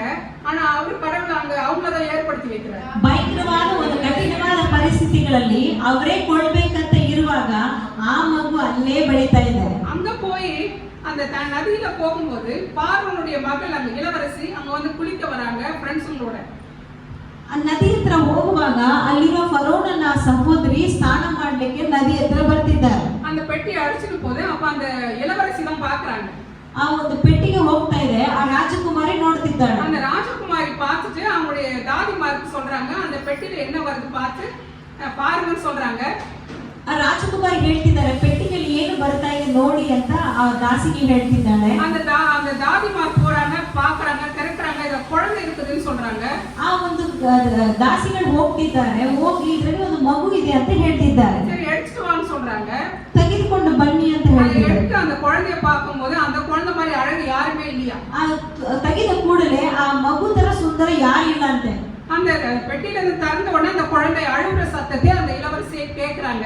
ಆ ಮಗು ಪೆಟ್ಟಿಗೆಯಿಂದ ಮಗುವನ್ನು ತೆಗೆಯುವಾಗ ಅಳುವ ಶಬ್ದವನ್ನು ಆ ರಾಜಕುಮಾರಿ ಕೇಳ್ತಿದ್ದಾಳೆ. அந்த குழந்தையுடைய அழுகை சத்தம் கேட்ட உடனே அவங்களுக்கு ஒரு இரக்கம் வருது. ಆ ಮಗು ಅಳುವುದನ್ನು ಕೇಳಿದ ಕೂಡಲೇ ಆಕಿ ಆತನ ಮೇಲೆ ಕಣ್ಣಿಕರ ತೋರಿಸಿದಳು. அந்த இளவரசிக்கு தெரியுது இது வந்து எபிரேயர் குழந்தைன்னு தான் தெரியுது. ಆ ರಾಜಕುಮಾರಿಗೆ ಗೊತ್ತು ಈ ಮಗು ಇಬ್ರಾಯ ಮಗು. எபிரேயர் குழந்தைಗಳನ್ನ கொல்லணும்னு பார்வோன் முடிவு எடுத்துட்டு ಇಬ್ರಾಯ ಮಗುವನ್ನೇ ಕೊಂದಾಕ್ಬೇಕಂತ ಫರೋನ ಕಾನೂನು ಹಾಕಿರೋದು. ஆனா இந்த இளவரசிக்கு தெரியுது எபிரேய குழந்தைன்னு. ಈ ರಾಜಕುಮಾರಿಗೆ ಗೊತ್ತು ಇದು ಇಬ್ರಾಯ ಮಗು. ஆனா அவங்க என்ன நினைக்கிறாங்க, இது எப்படியாவது காப்பாற்றணும், வளர்க்கணும். ಆದ್ರೆ ಆ ರಾಜಕುಮಾರಿ ಏನ್ ಮಾಡ್ತಿದ್ದಾರೆ, ಹೆಂಗಾದ್ರೂ ಈ ಮಗುವನ್ನು ಕಾಪಾಡಬೇಕು. இந்த இடத்துல இது நடந்துனே இருக்குது. அந்த குட்டி பாப்பா ஓடுது. ಇದನ್ನ ನಡೀತಾ ಇದೆ. ಆ ಚಿಕ್ಕ ಮಗು ಓಡ್ತಾ ಇದೆ. ஓடி போய் கேக்குது, இந்த குழந்தைய வளர்க்கறதுக்கு உங்களுக்கு யாராவது நான் ஏற்படுத்திட்டுமா? ಆ ಮಗು ಹೋಗಿ ಕೇಳ್ತಿದೆ, ಈ ಮಗುವನ್ನು ನಾನು ಈ ಸಾಕಕ್ಕೆ ಯಾರಾದ್ರೂ ಒಬ್ಬರನ್ನ ಕೊಡ್ಲಾ? ஏன்னா அந்த குழந்தை இளவரசி போய் பால் ஊட்டி சாப்பாடு ஊட்டி தாளாட்டி சீராட்டுமா? ರಾಜಕುಮಾರಿ ಹೋಗಿ ಆ ಮಗುಗೆ ಹಾಡು ಕೊಟ್ಟು ಹಾಡಾಡಿ ನೋಡ್ಕೊಳಕ್ಕೆ ಸಾಧ್ಯನಾ? அவனுக்கு 1008 சிப்பந்திங்க, ಅವರಿಗೆ 1008 ಕೆಲಸಗಳು இல்லையா? அவனுக்கு வேலைக்கார நிறைய இருக்காங்க. ಅವರಿಗೆ ಕೆಲಸದವರು ಅನೇಕರಿದ್ದಾರಲ್ವಾ? அந்த சின்ன குழந்தை என்ன சொல்லுதுன்னு சொன்னா, அந்த குழந்தையோட அக்கா சொல்லுது, நான் யாரையாவது எபிரேய ஸ்திரீலே எபிரேய பெண்களிலே ஒருத்தர் என்ன பண்ற, இந்த குழந்தைய வளர்க்கறதுக்கு பால் கொடுக்கிற ஒருத்தரை நான் என்ன பண்ணுவேன், கூட்டிட்டு வரேன்னு ಆ ಮಗು ಹೇಳಿದೆ, ಇಬ್ರಾಯ ಸ್ತ್ರೀಗಳಲ್ಲೇ ಈ ಮಗುವನ್ನು ನೋಡಿಕೊಳ್ಳಕ್ಕೆ ಒಂದು ತಾಯಿಯನ್ನು ಕರ್ಕೊಂಡು ಬರ್ತೇನೆ. எப்படி இருக்கும் அந்த சூழ்நிலை? ಹೇಗಿರುತ್ತೆ ಆ ಪರಿಸ್ಥಿತಿ? இல்லையா? எல்லாமே ஆச்சரியம். ಎಲ್ಲರಿಗೂ ಆಶ್ಚರ್ಯ. தேவனால் கூடாத காரியம் ದೇವರಿಂದ ಅಸಾಧ್ಯವಾದದ್ದು ஒன்றுமே கிடையாது. ಒಂದೇ ಇಲ್ಲ. தேவனால் எல்லாம் முடியும். ದೇವರಿಂದ ಎಲ್ಲ ಸಾಧ್ಯ. சர்வத்தையும் ஆளுகிற தேவன் இயேசு கிறிஸ்து. ಸರ್ವವನ್ನು ಆಳ್ವಿಕೆ ಮಾಡುವ ಕರ್ತನು ಯೇಸು ಕ್ರಿಸ್ತನು. சர்வத்தையும் படைத்தவர், ಸರ್ವವನ್ನು ಉಂಟು ಮಾಡಿದಂತ யாரு என்ன என்பது அவருக்கு தெரியும். ನಾವು ಯಾರು ಎಂತದವರಂತ ಆತನಿಗೆ ಗೊತ್ತು. எப்ப எங்க யாரை காப்பாற்றணும்னு தெரியும். ಎಲ್ಲಿ ಯಾರನ್ನ ಕಾಪಾಡಬೇಕಂತ ಆತನಿಗೆ ಗೊತ್ತು. அப்பேற்பட்ட தேவன் இந்த இடத்துல இடைப்படுறார். ಅಂತ ದೇವರು ಈ ಸ್ಥಳದಲ್ಲಿ ಕಾರ್ಯ ಮಾಡ್ತಿದ್ದಾನೆ. அப்ப இந்த குழந்தை போய் சரி, அந்த இளவரசி சொல்றாங்க, சரி நீ போய் கூப்பிட்டு வா அப்படின்றாங்க. ಆ ರಾಜಕುಮಾರ್ ಹೇಳ್ತಿದ್ದಾರೆ, ನೀನು ಹೋಗಿ ಕರ್ಕೊಂಡು ಬಾ. இந்த பிள்ளைய கூப்பிட்டு வருது. ಈ ಮಗುನು ಕರ್ಕೊಂಡು ಬರ್ತಾ ಇದೆ. யாரை கூப்பிட்டு வருது? ಯಾರನ್ನ ಕರ್ಕೊಂಡು ಬರ್ತಾ ಇದೆ? குழந்தையோட அம்மாவையே கூப்பிட்டு வருதுப்பா. ಆ ಒಂದು ಮಗುವಿನ ತಾಯಿಯನ್ನೇ ಕರ್ಕೊಂಡು ಬರ್ತಿದ್ದಾಳೆ. தன்னுடைய பெத்த மகனுக்கு தன்னுடைய பெத்த மகளுக்கு நாம பால் ஊட்டும் போதுதான் நம்மளுடைய உணர்வுகள், நம்முடைய இனத்தினுடைய உணர்வுகள், நம்முடைய கடவுளுடைய பயபக்தி, தெய்வ பக்தி எல்லாம் அந்த குழந்தைக்கு அந்த பால் மூலமா கூட போகலாம். ನೋಡ್ಬೇಕಾದ್ರೆ ಒಂದು ತಾಯಿ ಹಾಲನ್ನು ಕೊಡುವಾಗ ಆ ಜನರ ಒಂದು ಗುಣ, ಆ ಲಕ್ಷಣ ಕಾರ್ಯಗಳೆಲ್ಲ ಅದನ್ನ ಮುಖಾಂತರ ಹೋಗುತ್ತೆ. அப்ப இந்த அம்மா வந்த உடனே அந்த இளவரசி சொல்றாங்க, இந்த குழந்தைய வளர்த்து கொடுமா, அவனுக்கு வேணா நான் காசு கொடுத்துறேன், சம்பளம் கொடுத்துறேன், ஆனா இந்த குழந்தைய வளர்த்து என்கிட்ட கொடு அப்படின்னு. ಆ ರಾಜಕುಮಾರ್ ಹೇಳ್ತಿದ್ದಾರೆ, ಈ ಮಗುವನ್ನು ಹೆಂಗಾದ್ರೂ ಸಾಕಮ್ಮ, ಈ ಮಗುವನ್ನು ಸಾಕಿ ನನಗೆ ಕೊಡು, ನಾನು ನಿನಗೆ ಸಂಬಳ ಕೊಡ್ತೇನೆ. ஆமா, இந்த அம்மா என்ன பண்றாங்க, வளர்க்குறாங்க. எப்படி வளர்த்துருப்பாங்க சொல்லுங்க பார்க்கலாம். ಅಮ್ಮ ಹೇಗೆ ಸಾಕಿರ್ತಾರ ಆ ಮಗುವನ್ನು? இந்த மகு வந்து அடிமைத்தனத்துல அடிமைகள் இடத்துல பிறந்த ஒரு குழந்தை. ಈ ಮಗು ಒಂದು ದಾಸತ್ವದಲ್ಲಿ ಹುಟ್ಟಿರುವ ಒಂದು ಮಗು. ஆனா இங்க எங்க வருது? ಇಲ್ಲಿ ಎಲ್ಲಿ ಬರ್ತಾ ಇದೆ? அரண்மனைக்கு வருது. அரண்மನೆಗೆ ಬರ್ತಾ ಇದೆ. இந்த அரண்மனைக்கு வர குழந்தை யாரால் வளர்க்கப்படணும், யார் எந்த காய்ச்சல்ல அவங்க வளர்க்கப்படணும்? ಅರಣ್ಮನೆಯಲ್ಲಿ ಸಾಕುವ ಮಕ್ಕಳು ಯಾರಿಂದ ಸಾಕಕ್ಕೆ ಸಾಧ್ಯ, ಅದು ಯಾವ ರೀತಿಯಾಗಿ ಸಾಕಿರ್ಬೇಕು? பார்வோன் ராஜா ஆண்டவரை அறியாதவர். ಫರೋನ್ ರಾಜ ದೇವರನ್ನು ತಿಳಿದವನು. பார்வோன் ராஜாவுடைய மகனும் ஆண்டவரை அறிஞ்சிருக்க வாய்ப்பு கிடையாது. ಫರೋನ್ ರಾಜನ ಮಗಳು ಕೂಡ ದೇವರನ್ನು ತಿಳಿದವಳು இல்லையா? அப்ப அப்பேற்பட்ட சூழல இந்த குழந்தை அந்த தெய்வத்தின் வழக்கத்தின்படிதான் அவங்க என்ன பண்ணணும், அந்த குழந்தைய வளர்த்து கொடுக்கணும். ಅಂತ ಪರಿಸ್ಥಿತಿಯಲ್ಲಿರುವ ಆ ಮಗು ಆಕೆಯನ್ನು ಆ ದೇವರ ಪೂಜೆ ಮಾಡುವುದನ್ನೇ ಹೇಳಿರ್ಬೇಕು.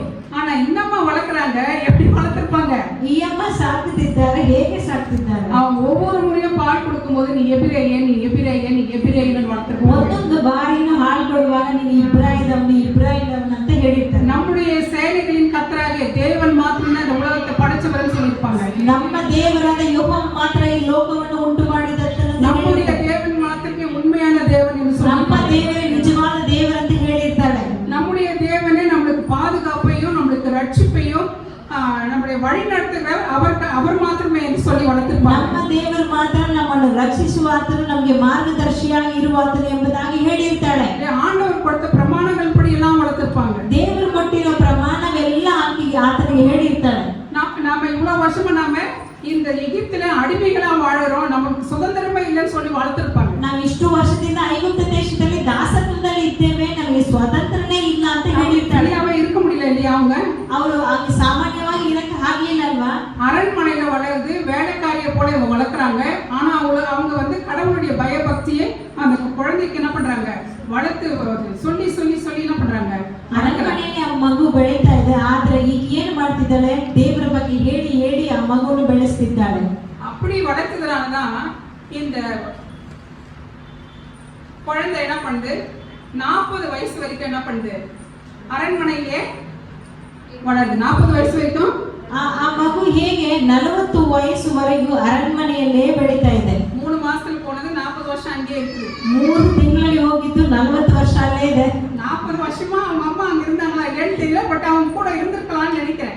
40 ವರ್ಷ ತಾಯಿ ಜೊತೆಲಿ ಇದ್ರೆ ನನಗೆ ಗೊತ್ತಿಲ್ಲ, ಒಂದು ವೇಳೆ ಇದ್ದಿರಬಹುದು. ஒருவேளை அண்டர்ஸ்டாண்டிங் ஆனவனா கூட்டிட்டு போமா, நான் பாத்துக்கணும் சொல்லிட்டு இருப்பாங்க பார்வோன் மகள். ಮೊದಲ ಫರೋನ ಮಗಳು ಹೇಳಿರ್ತಾರೆ, ಈಗ ಚೆನ್ನಾಗಿದೆ ನಾನೇ ನೋಡ್ಕೊಳ್ತೀನಿ ಅಂತ ಹೇಳಿರ್ತಾಳೆ. 10 வயசு ஆன பிறகு என்ன பண்ணிக்கலாம், அவரோட விட்டுட்டு இருக்கலாம். 10 ವಯಸ್ಸು ನಂತರ ಒಂದು ವೇಳೆ ಬಿಟ್ಟಿರಬಹುದು. அப்புறம் இவங்க அரண்மனை விட்டு வெளியில போய் மறுபடியும் அடிமையாவே வாழ்ந்திருப்பாங்க. ಈ ಅರಣ್ಮನೆಯನ್ನು ಬಿಟ್ಟು ಈ ಮಗುವಿನ ತಾಯಿ ದಾಸಿಯಾಗಿ ಬದುಕಿರ್ತಾಳೆ.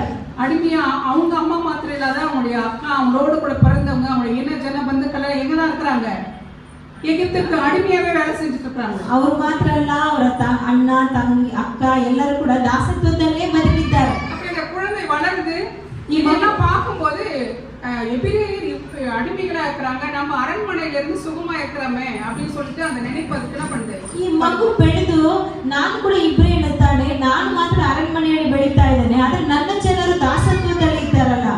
அப்ப அந்த வைராக்கியம் வந்ததுனால என்ன பண்றான், அரண்மனை விட்டு அந்த குழந்தை வெளியே வருது. 40 வயசு குழந்தை வெளியே வருது. ಆ ಒಂದು ವೈರಾಗ್ಯದಿಂದ 40 ವಯಸ್ಸಲ್ಲಿ ಆ ಮಗು ಅರಣ್ಮನೆ ಬಿಟ್ಟು ಹೊರಗಡೆ ಬರ್ತಾ ಇದೆ.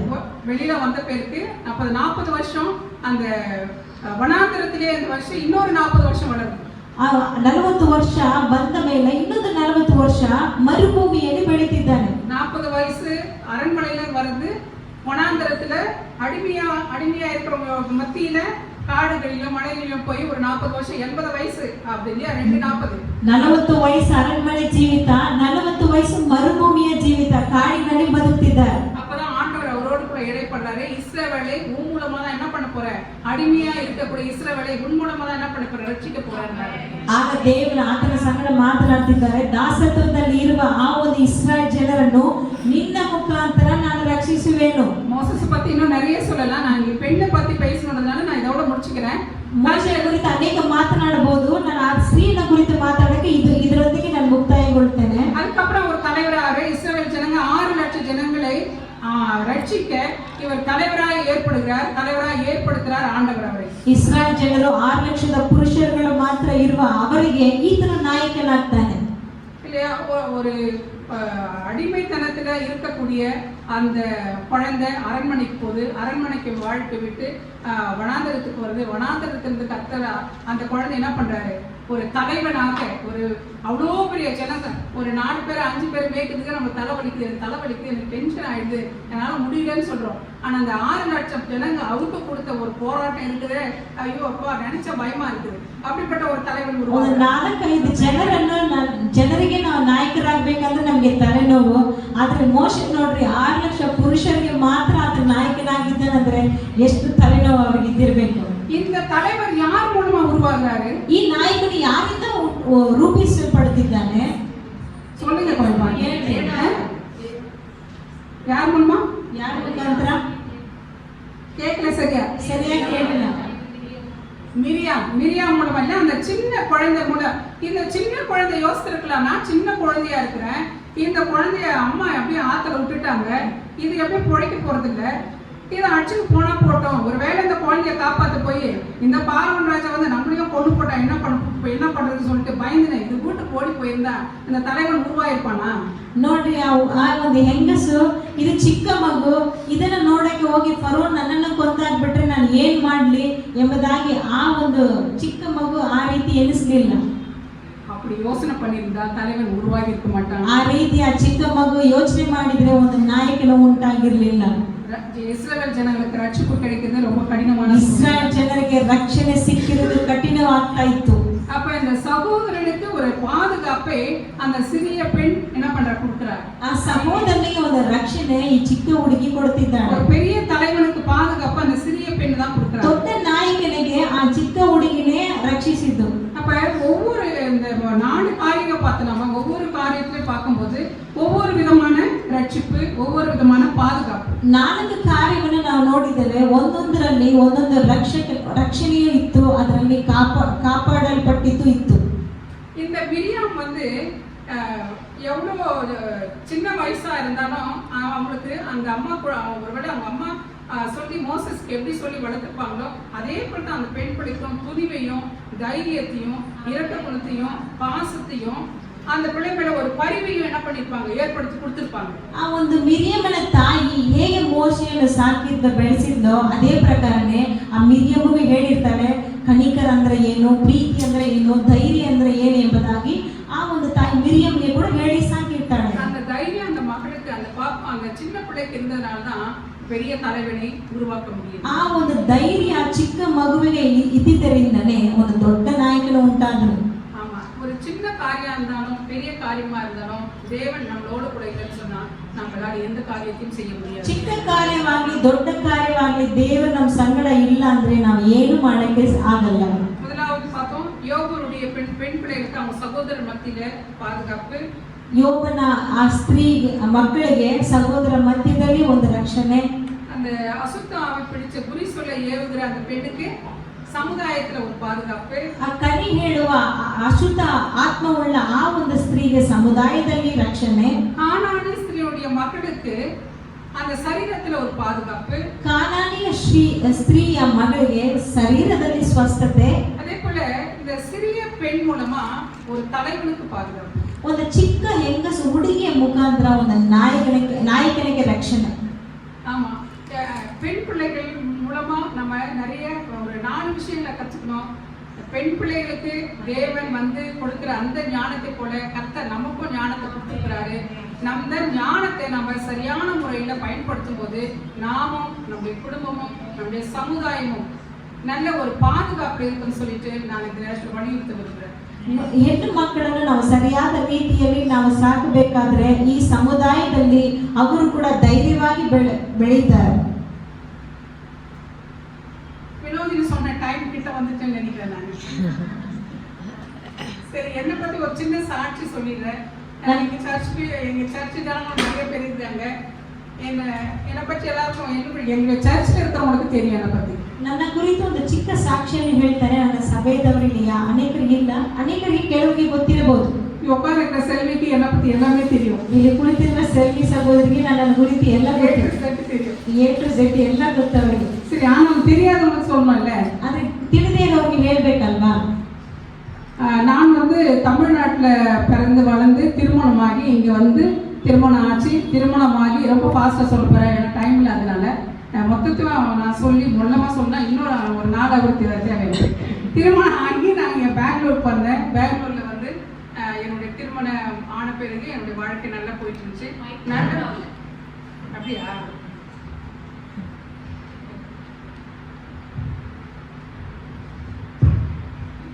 பெங்களூருக்கு திருமணமாகி வந்தேன். திருமணமாகி என்னுடைய லைஃப் நல்லா ஸ்மூத்தாக போயிட்டு இருந்துச்சு.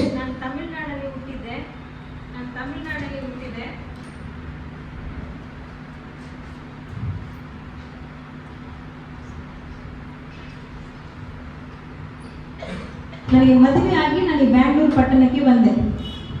திருமணமாகி நல்லபடியாக போயிட்டு இருந்துச்சு. எனக்கு பிள்ளைகள் 2 பிள்ளைகள் பிறந்தாங்க. மகள் மோனிகா, ಮಗನ್ ಜೆರೋಮ್. ನನಗೆ ಹಂಗೆ ಮದುವೆ ಆಗಿ ನಂತರ ನನಗೆ 2 ಮಕ್ಕಳು ಆದರು. ಒಂದು ಮಗಳು ಮೋನಿಕಾ, ಇನ್ನೊಂದು ಮಗನು ಜೆರೋಮ್ ಎಂಬುದಾಗಿ 2 ಮಕ್ಕಳಾದರು. அவங்க பிறந்து என்னுடைய மகளுக்கு 7 வயசு இருக்கும். 6 7 சொல்ல முடியாது, ஏன்னா அது கம்ப்ளீட் ஆகல. ஒரு 6 வயசு இருக்கும். என்னுடைய மகனுக்கு ஒரு 3 வயசு இருக்கும். அந்த நேரத்தில் என்னுடைய கணவன் அவருடைய சரீர ಬೆಳವಣಿಗೆನಾಲ ಅವರು ಇರುತ್ತಿದ್ದಾರೆ. ನನ್ನ ಮಗಳಿಗೆ ಒಂದು 6.5 ವಯಸ್ಸು, ನನ್ನ ಮಗನಿಗೆ 3 ವರ್ಷ ಇರುವಾಗ ನನ್ನ ಗಂಡ ಬಲಹೀನತೆಯಲ್ಲಿ ಅವರು ತೀರಿ ಹೋಗುತ್ತಾರೆ. என்னுடைய வயசு 26 வயசு.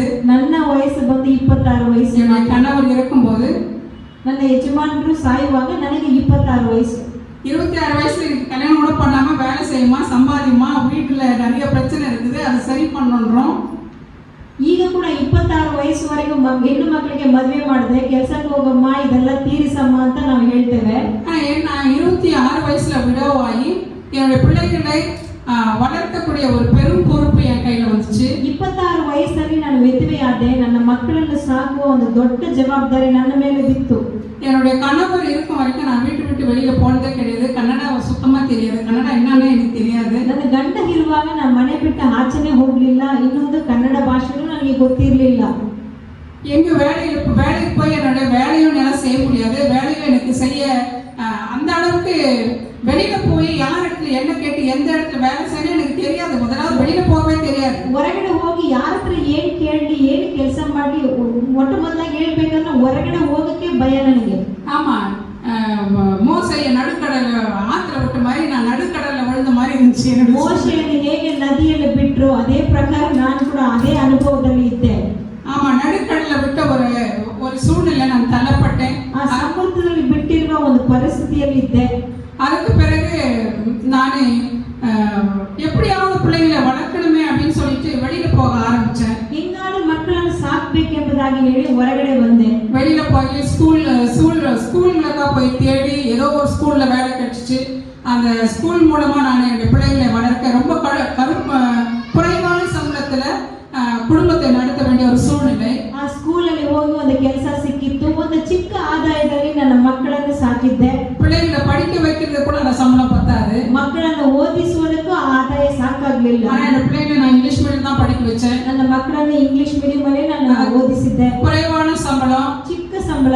எனக்கு நிறைய பேசவும் தெரியாது. அந்த சூழ்நிலையில ஒரு 30 பிள்ளைகளுக்கு டியூஷன் எடுக்கக்கூடிய தைரியத்தை கடவுள் கொடுத்தாரு. ನನಗೆ ಸರಿಯಾಗಿ ಮಾತಾಡಕ್ಕೆ ಗೊತ್ತಿಲ್ಲ, ಆದ್ರೆ ಒಂದು 30 ಮಕ್ಕಳಿಗೆ ಟ್ಯೂಷನ್ ತೆಗೆಯುವಷ್ಟು ದೇವರು ನನಗೆ ಧೈರ್ಯ ಕೊಟ್ಟರು. கன்னடாவே தெரியாது, எப்படி டியூஷன் எடுக்கிறது, ಕನ್ನಡ ಭಾಷೆನೇ ಗೊತ್ತಿಲ್ಲ, ಹೇಗೆ ಟ್ಯೂಷನ್ ತಗೊಳ್ಳೋದು. ஆனா கர்த்தர் ஞானத்தை கொடுத்தாரு. கன்னடா இல்லாம இங்கிலீஷ் மாத்திரம், இங்கிலீஷ்ல என்னென்ன சப்ஜெக்ட் இருக்குதோ அத்தனையும் நான் எடுப்பேன். ஆனா கன்னடா மாத்திரம் என்கிட்ட வராதுன்னு சொல்லிடுவேன். ನಾನು ಎಲ್ಲ ಸಬ್ಜೆಕ್ಟ್ ಮತ್ತೆ ಬೇರೆ ಇಂಗ್ಲಿಷ್ ಅನ್ನು ತಗೊಳ್ತಾ ಇದ್ದೆ, ಇದೆ, ಕನ್ನಡ ನನಗೆ ಗೊತ್ತಿಲ್ಲ ಎಂಬುದಾಗಿ ಹೇಳ್ತಾ ಇದ್ದೆ. இப்படி என்னுடைய பிள்ளைகளை நான் படிக்க வச்சு அவங்கள ஒரு நிலைக்கு கொண்டு வந்து வினோதினி சொன்ன மாதிரி இன்னைக்கு அவங்க பிள்ளைங்க ஆஸ்திரேலியாவில் வேலை செய்கிறாங்க. அது தேவனுடைய கிருபை மாத்திரமே தவிர வேறு ஒன்றுமே கிடையாது. ಮುಖ್ಯ ಹೇಳಿದ ಪ್ರಕಾರ ಇಬ್ಬರು ಮಕ್ಕಳು ಆಸ್ಟ್ರೇಲಿಯಾದಲ್ಲಿ ಕೆಲಸ ಮಾಡ್ತಿದ್ದಾರೆ, ಅದು ದೇವರ ಕೃಪೆಯ ಹೊರತು ಬೇರೆ ಯಾವುದೂ ಇಲ್ಲ. அன்னைக்கு என்னுடைய மகளுக்கு 6 வயசு, என் மகனுக்கு 3 வயசுன்னு சொன்னேன். ಅವತ್ತು ನನ್ನ ಮಗಳಿಗೆ 6.5 ವಯಸ್ಸು, ನನ್ನ ಮಗನಿಗೆ 3 ವಯಸ್ಸು. இன்னைக்கு என்னுடைய மகனுக்கு 35 வயசு, என்னுடைய மகனுக்கு 31 வயசாகுது. ನನ್ನ ಮಗಳಿಗೆ 35 ವಯಸ್ಸು, ಈಗ ನನ್ನ ಮಗನಿಗೆ 31 ವಯಸ್ಸಾಗಿದೆ. இது வரைக்கும் அவர்களை வளர்க்க நான் பட்ட பாடு அதிகமா இருந்தாலும் கர்த்தர் என்னோடு கூட இருந்ததுனால, அவருடைய துணை என்னோடு கூட இருந்ததுனால பிள்ளைகளை வளர்க்கக்கூடிய ஒரு பலனையும் அந்த ஞானத்தையும் ஆண்டவர் என்ன பண்ணாரு, தந்தாரு. ಆ ಮಕ್ಕಳನ್ನು ಸಾಕುವುದಕ್ಕೆ ನಾನು ಅನೇಕ ಕಷ್ಟಪಟ್ಟಿದ್ರು, ದೇವರು ನನ್ನ ಜೊತೆಯಲ್ಲಿ ಇದ್ದು ಆ ಮಕ್ಕಳನ್ನು ಸಾಕುವ ಜ್ಞಾನ ನನಗೆ ಕೊಟ್ಟಿದ್ದರು. என்னுடைய பிள்ளைங்களும் எனக்கு ரொம்ப சப்போர்ட்டிவா இருந்தாங்க. எதையும் தேவையில்லாத காரியங்களை என்கிட்ட கேட்க மாட்டாங்க. ನನ್ನ ಮಕ್ಕಳು ಕೂಡ ತುಂಬಾ ಒಳ್ಳೆಯವರು, ಅಗತ್ಯವಿಲ್ಲದ ಕಾರ್ಯ ಏನು ಕೇಳಲಿಲ್ಲ. தேவையில்லாம என்ன சொல்றது, எக்ஸ்ட்ரா அந்த சோக்கிக்காக பொருட்களை என்கிட்ட கேட்க மாட்டாங்க. ಸುಮ್ಮನೆ ಆಡಂಬರ ಜೀವಿತಕ್ಕಾಗಿ ಯಾವುದನ್ನು ನಮ್ಮ ಮಕ್ಕಳು ಕೇಳ್ತಾ ಇರಲಿಲ್ಲ. இந்த ஆடம்பரமான உணவுகளில கூட கர்த்தர் நாங்க வந்து ரொம்ப சாப்பாடு இருக்கணும், சாப்பிடணும், அவ்வளவுதான். தேவையில்லாத அளவுக்கு நாங்கள் ஆசைப்பட மாட்டோம். துணிமணிகள் இருந்தோம், மற்ற எல்லா காரியங்களுக்கும் இது தேவைன்னா அது மாத்திரம்தான், எக்ஸ்ட்ராலாம் எதுவுமே கிடையாது. இந்த எல்லா காரியத்துக்கும் என்னுடைய பிள்ளைகளுக்கு வந்து முழுசா இருக்கும். என்ன பண்ணாங்க சொன்னா சப்போர்ட்டிவா இருந்தாங்க. ನನ್ನ ಮಕ್ಕಳು ಕೂಡ ಪೂರ್ಣ ಮನಸ್ಸುಳ್ಳವರಾಗಿ ಅವರು ಆಡಂಬರ ಬಟ್ಟೆಯನ್ನು ಅವ್ರು ಕೇಳಲಿಲ್ಲ, ಆಡಂಬರ ಆಹಾರವನ್ನು ಕೇಳಲಿಲ್ಲ.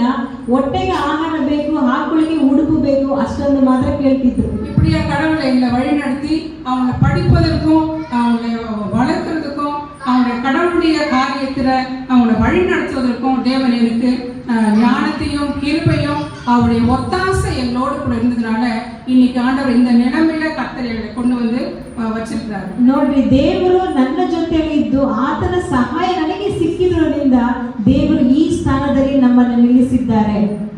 எனக்கு வீடு கூட கிடையாது, வீடு கூட கொடுக்கல எனக்கு. ನನಗೆ ಮನೆ ಕೂಡ ಇಲ್ಲ, ನನಗೆ ಬರಬೇಕಾದ ಸ್ವತಂತ್ರ ನನಗೆ ಸಿಗ್ಲಿಲ್ಲ, ಪಾಲು ಸಿಗ್ಲಿಲ್ಲ. ஆனா நம்ம அத்தை கடை என்னது வீடு வாசல் எல்லாம் இருந்துச்சு. ನನ್ನ ಯಜಮಾನರ ಕಡೆಯಲ್ಲಿ ಮನೆಗಳೆಲ್ಲ ಇತ್ತು, ಸ್ಥಳ ಮನೆ ಎಲ್ಲ ಇತ್ತು.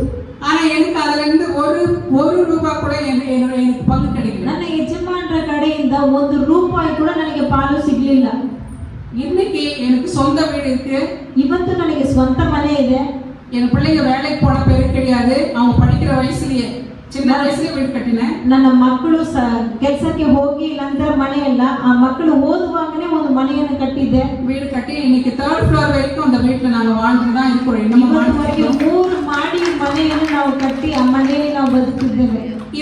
அன்னைக்கு நாங்க எதுக்கெல்லாம் நாங்க கஷ்டப்பட்டோமோ கர்த்தர் இன்னைக்கு அதை 100 மடங்கா மாற்றி உணவில சரி, உடையில சரி, எல்லா காரியத்திலும் கர்த்தர் எனக்கு 100 மடங்கு ಆಶೀರ್ವಾದத்தை எனக்கோட பிள்ளைகளுக்கு தந்திருக்கிறார். ಅವತ್ತು ನಾವು ಯಾವ ಕಾರ್ಯಕ್ಕಾಗಿ ನಾವು ಬೇಡುತ್ತಿದ್ದೇವೋ ಈಗ 100ರಷ್ಟು ಆಶೀರ್ವಾದ ದೇವರು ಬಟ್ಟೆಯಲ್ಲಿ ಆಗಲಿ ಆಹಾರದಲ್ಲಿ ಆಗಲಿ ಎಲ್ಲವನ್ನು ದೇವರು ನಮಗೆ ಕೊಟ್ಟಿದ್ದಾರೆ. சிங்கக்குட்டிகள் தாழ்ச்சி எழுந்து பட்டினியா இருக்கிறோம். கர்த்தரை தேடுகிறவர்களுக்கு ஒரு நன்மையும் குறைவுபடாது. ಪ್ರಾಯದ ಸಿಂಹಗಳಾದರೂ ಹೊಟ್ಟೆಗಿಲ್ಲದ ಹಸಿದವು ಯೆಹೋವನ ಸನ್ನಿಧಿಯಲ್ಲಿ ಬೇಡಿಕೊಳ್ಳುವವರಿಗೆ ಯಾವ ಬೇಡಿಗೂ ಕಡಿಮೆ ಇಲ್ಲ. இதுக்கு முன்ன இன்னொரு வசனம், முதலாவது தேவனுடைய ராஜ்யத்தையும் அவருடைய நீதியையும் தேடுங்கள், அப்பொழுது இவைகள் எல்லாம் உங்களுக்கு கூட, இவைகள் எல்லாம் கிடைக்கும் சொல்லல வசனம், ಇವೆಗಳ ಎಲ್ಲ உங்களுக்கு ಕೂಡ ಕೊಡಲ್ಪடும். ಮೊಟ್ಟ ಮೊದಲಾಗಿ ನಾವು ಏನು ವಾಕ್ಯ ತಿಳ್ಕೋಬೇಕಂದ್ರೆ ಮೊದಲು ದೇವರ ರಾಜ್ಯಕ್ಕಾಗಿ ನೀತಿಗಾಗಿ ತವಕಪಡ್ರಿ, ಆಗ ಇವುಗಳೆಲ್ಲ ಕೂಡ ನಿಮಗೆ ಕೊಡಲ್ಪಡುವುದು. ஆமா, இந்த உலகத்தில் இருக்கக்கூடிய அத்தனை நன்மைகளும் அத்தனை ஆசீர்வாதமும் உங்களுக்கு கிடைக்கும் தான் பைபிள் சொல்லுது. ಈ ಲೋಕದಲ್ಲಿರುವ ಎಲ್ಲ ಒಳ್ಳೆ ವರದಾನಗಳು ನಿಮಗೆ ಸಿಕ್ಕುವುದು ಅಂತ ವಾಕ್ಯ ಹೇಳ್ತದೆ. கர்த்தர் அப்படியாய் இன்று வரைக்கும் ஆசீர்வதிச்சிருக்கிறார். தேவனுக்கே மகிமை உண்டாகட்டும். ದೇವರು ಈ ರೀತಿಯಾಗಿ ಇಷ್ಟುವರೆಗೆ ನಮ್ಮನ್ನು ಆಶೀರ್ವದಿಸಿದ್ದಾರೆ. ದೇವರ ನಮಗೆ ಮಾತ್ರ ಮಹಿಮೆ ಉಂಟಾಗಲಿ. கூடவே நம்ம பார்த்த பைபிள் வசனங்கள் பார்த்தது போல நாமளும் நம்முடைய அன்றாட வாழ்வுல நம்மளுக்கு நிறைய பிரச்சனைகள் இருக்குது, போராட்டங்கள் இருக்குது, வியாதிகள் இருக்குது, உலக ஆசை எல்லாம் நம்மளால என்ன பண்ணிக்கிறோம், உலக ஆசை நம்மளே கட்டி வச்சிருக்கிறோம், கட்டப்பட்டிருக்கிறோம், நம்மளே நம்ம கட்டிக்கிறோம். இது இல்ல அது இல்ல பிரச்சனை. அன்னைக்கு இஸ்ரவேல் ஜனங்க அங்க அங்க புலம்புனாங்க. அவங்க படிக்காதவங்க, அவங்க தெரியாதவங்க. ஆனா இன்னைக்கு படிச்சு வீட்டுல உட்காந்துக்குன்னு நல்லா சோறு சாப்பிட்டுன்னு, நல்ல துணிமணி போட்டுன்னு, நல்ல நகைங்களை போட்டுக்கின்னு குறை குறை குறை குறை இன்னுமே புலம்பிட்டே தான் இருக்கும். ನೋಡ್ರಿ, ಆ ಕಾಲದಲ್ಲಿ ಇಸ್ರಾಯೇಲ್ ಜನರಿಗೆ ಆ ಒಂದು ಅರಿವು ವಿವೇಕ ಇರಲಿಲ್ಲ, ಅವರು ಗೋಳಾಡ್ತಿದ್ರು. ಆದ್ರೆ ಈಗ ನೋಡ್ರಿ, ದೇವರು ನಮ್ಗೆ ಒಳ್ಳೆ ಆಹಾರ ಕೊಟ್ಟಿದ್ದಾರೆ, ಬಟ್ಟೆ ಕೊಟ್ಟಿದ್ದಾರೆ, ಇರಕ್ಕೆ ಮನೆ ಕೊಟ್ಟಿದ್ದಾರೆ, ಒಳ್ಳೆ ಚಿನ್ನಗಳನ್ನು ಎಲ್ಲ ಹಾಕ್ತಿದ್ದೇವೆ, ಒಡವೆಗಳನ್ನು. ಆದ್ರೆ ನಾವೇನ್ ಹೇಳ್ತೇವೆ, ಇದು ಕೊರತೆ ಅದು ಕೊರತೆ ಎಂಬುದಾಗಿ ಗೋಳಾಡ್ತಾನೆ ಇದ್ದೇವೆ.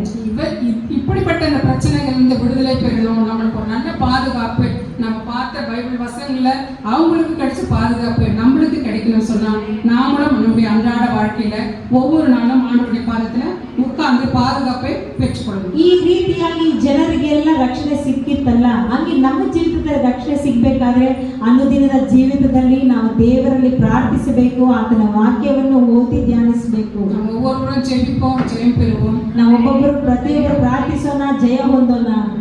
தேவன் இந்த வசனங்களையும் உங்களையும் என்னையும் வினோதினியும் ஆசீர்வதிக்க தேவன் கிருபை செய்வார். ದೇವರ ವಾಕ್ಯವನ್ನು ನಿಮ್ಮ ಪ್ರತಿಯೊಬ್ಬರನ್ನು, ನನ್ನನ್ನು, ಎಲ್ಲರನ್ನು ಆಶೀರ್ವದಿಸಲಿ. ಆಮೆನ್. ಆಮೆನ್.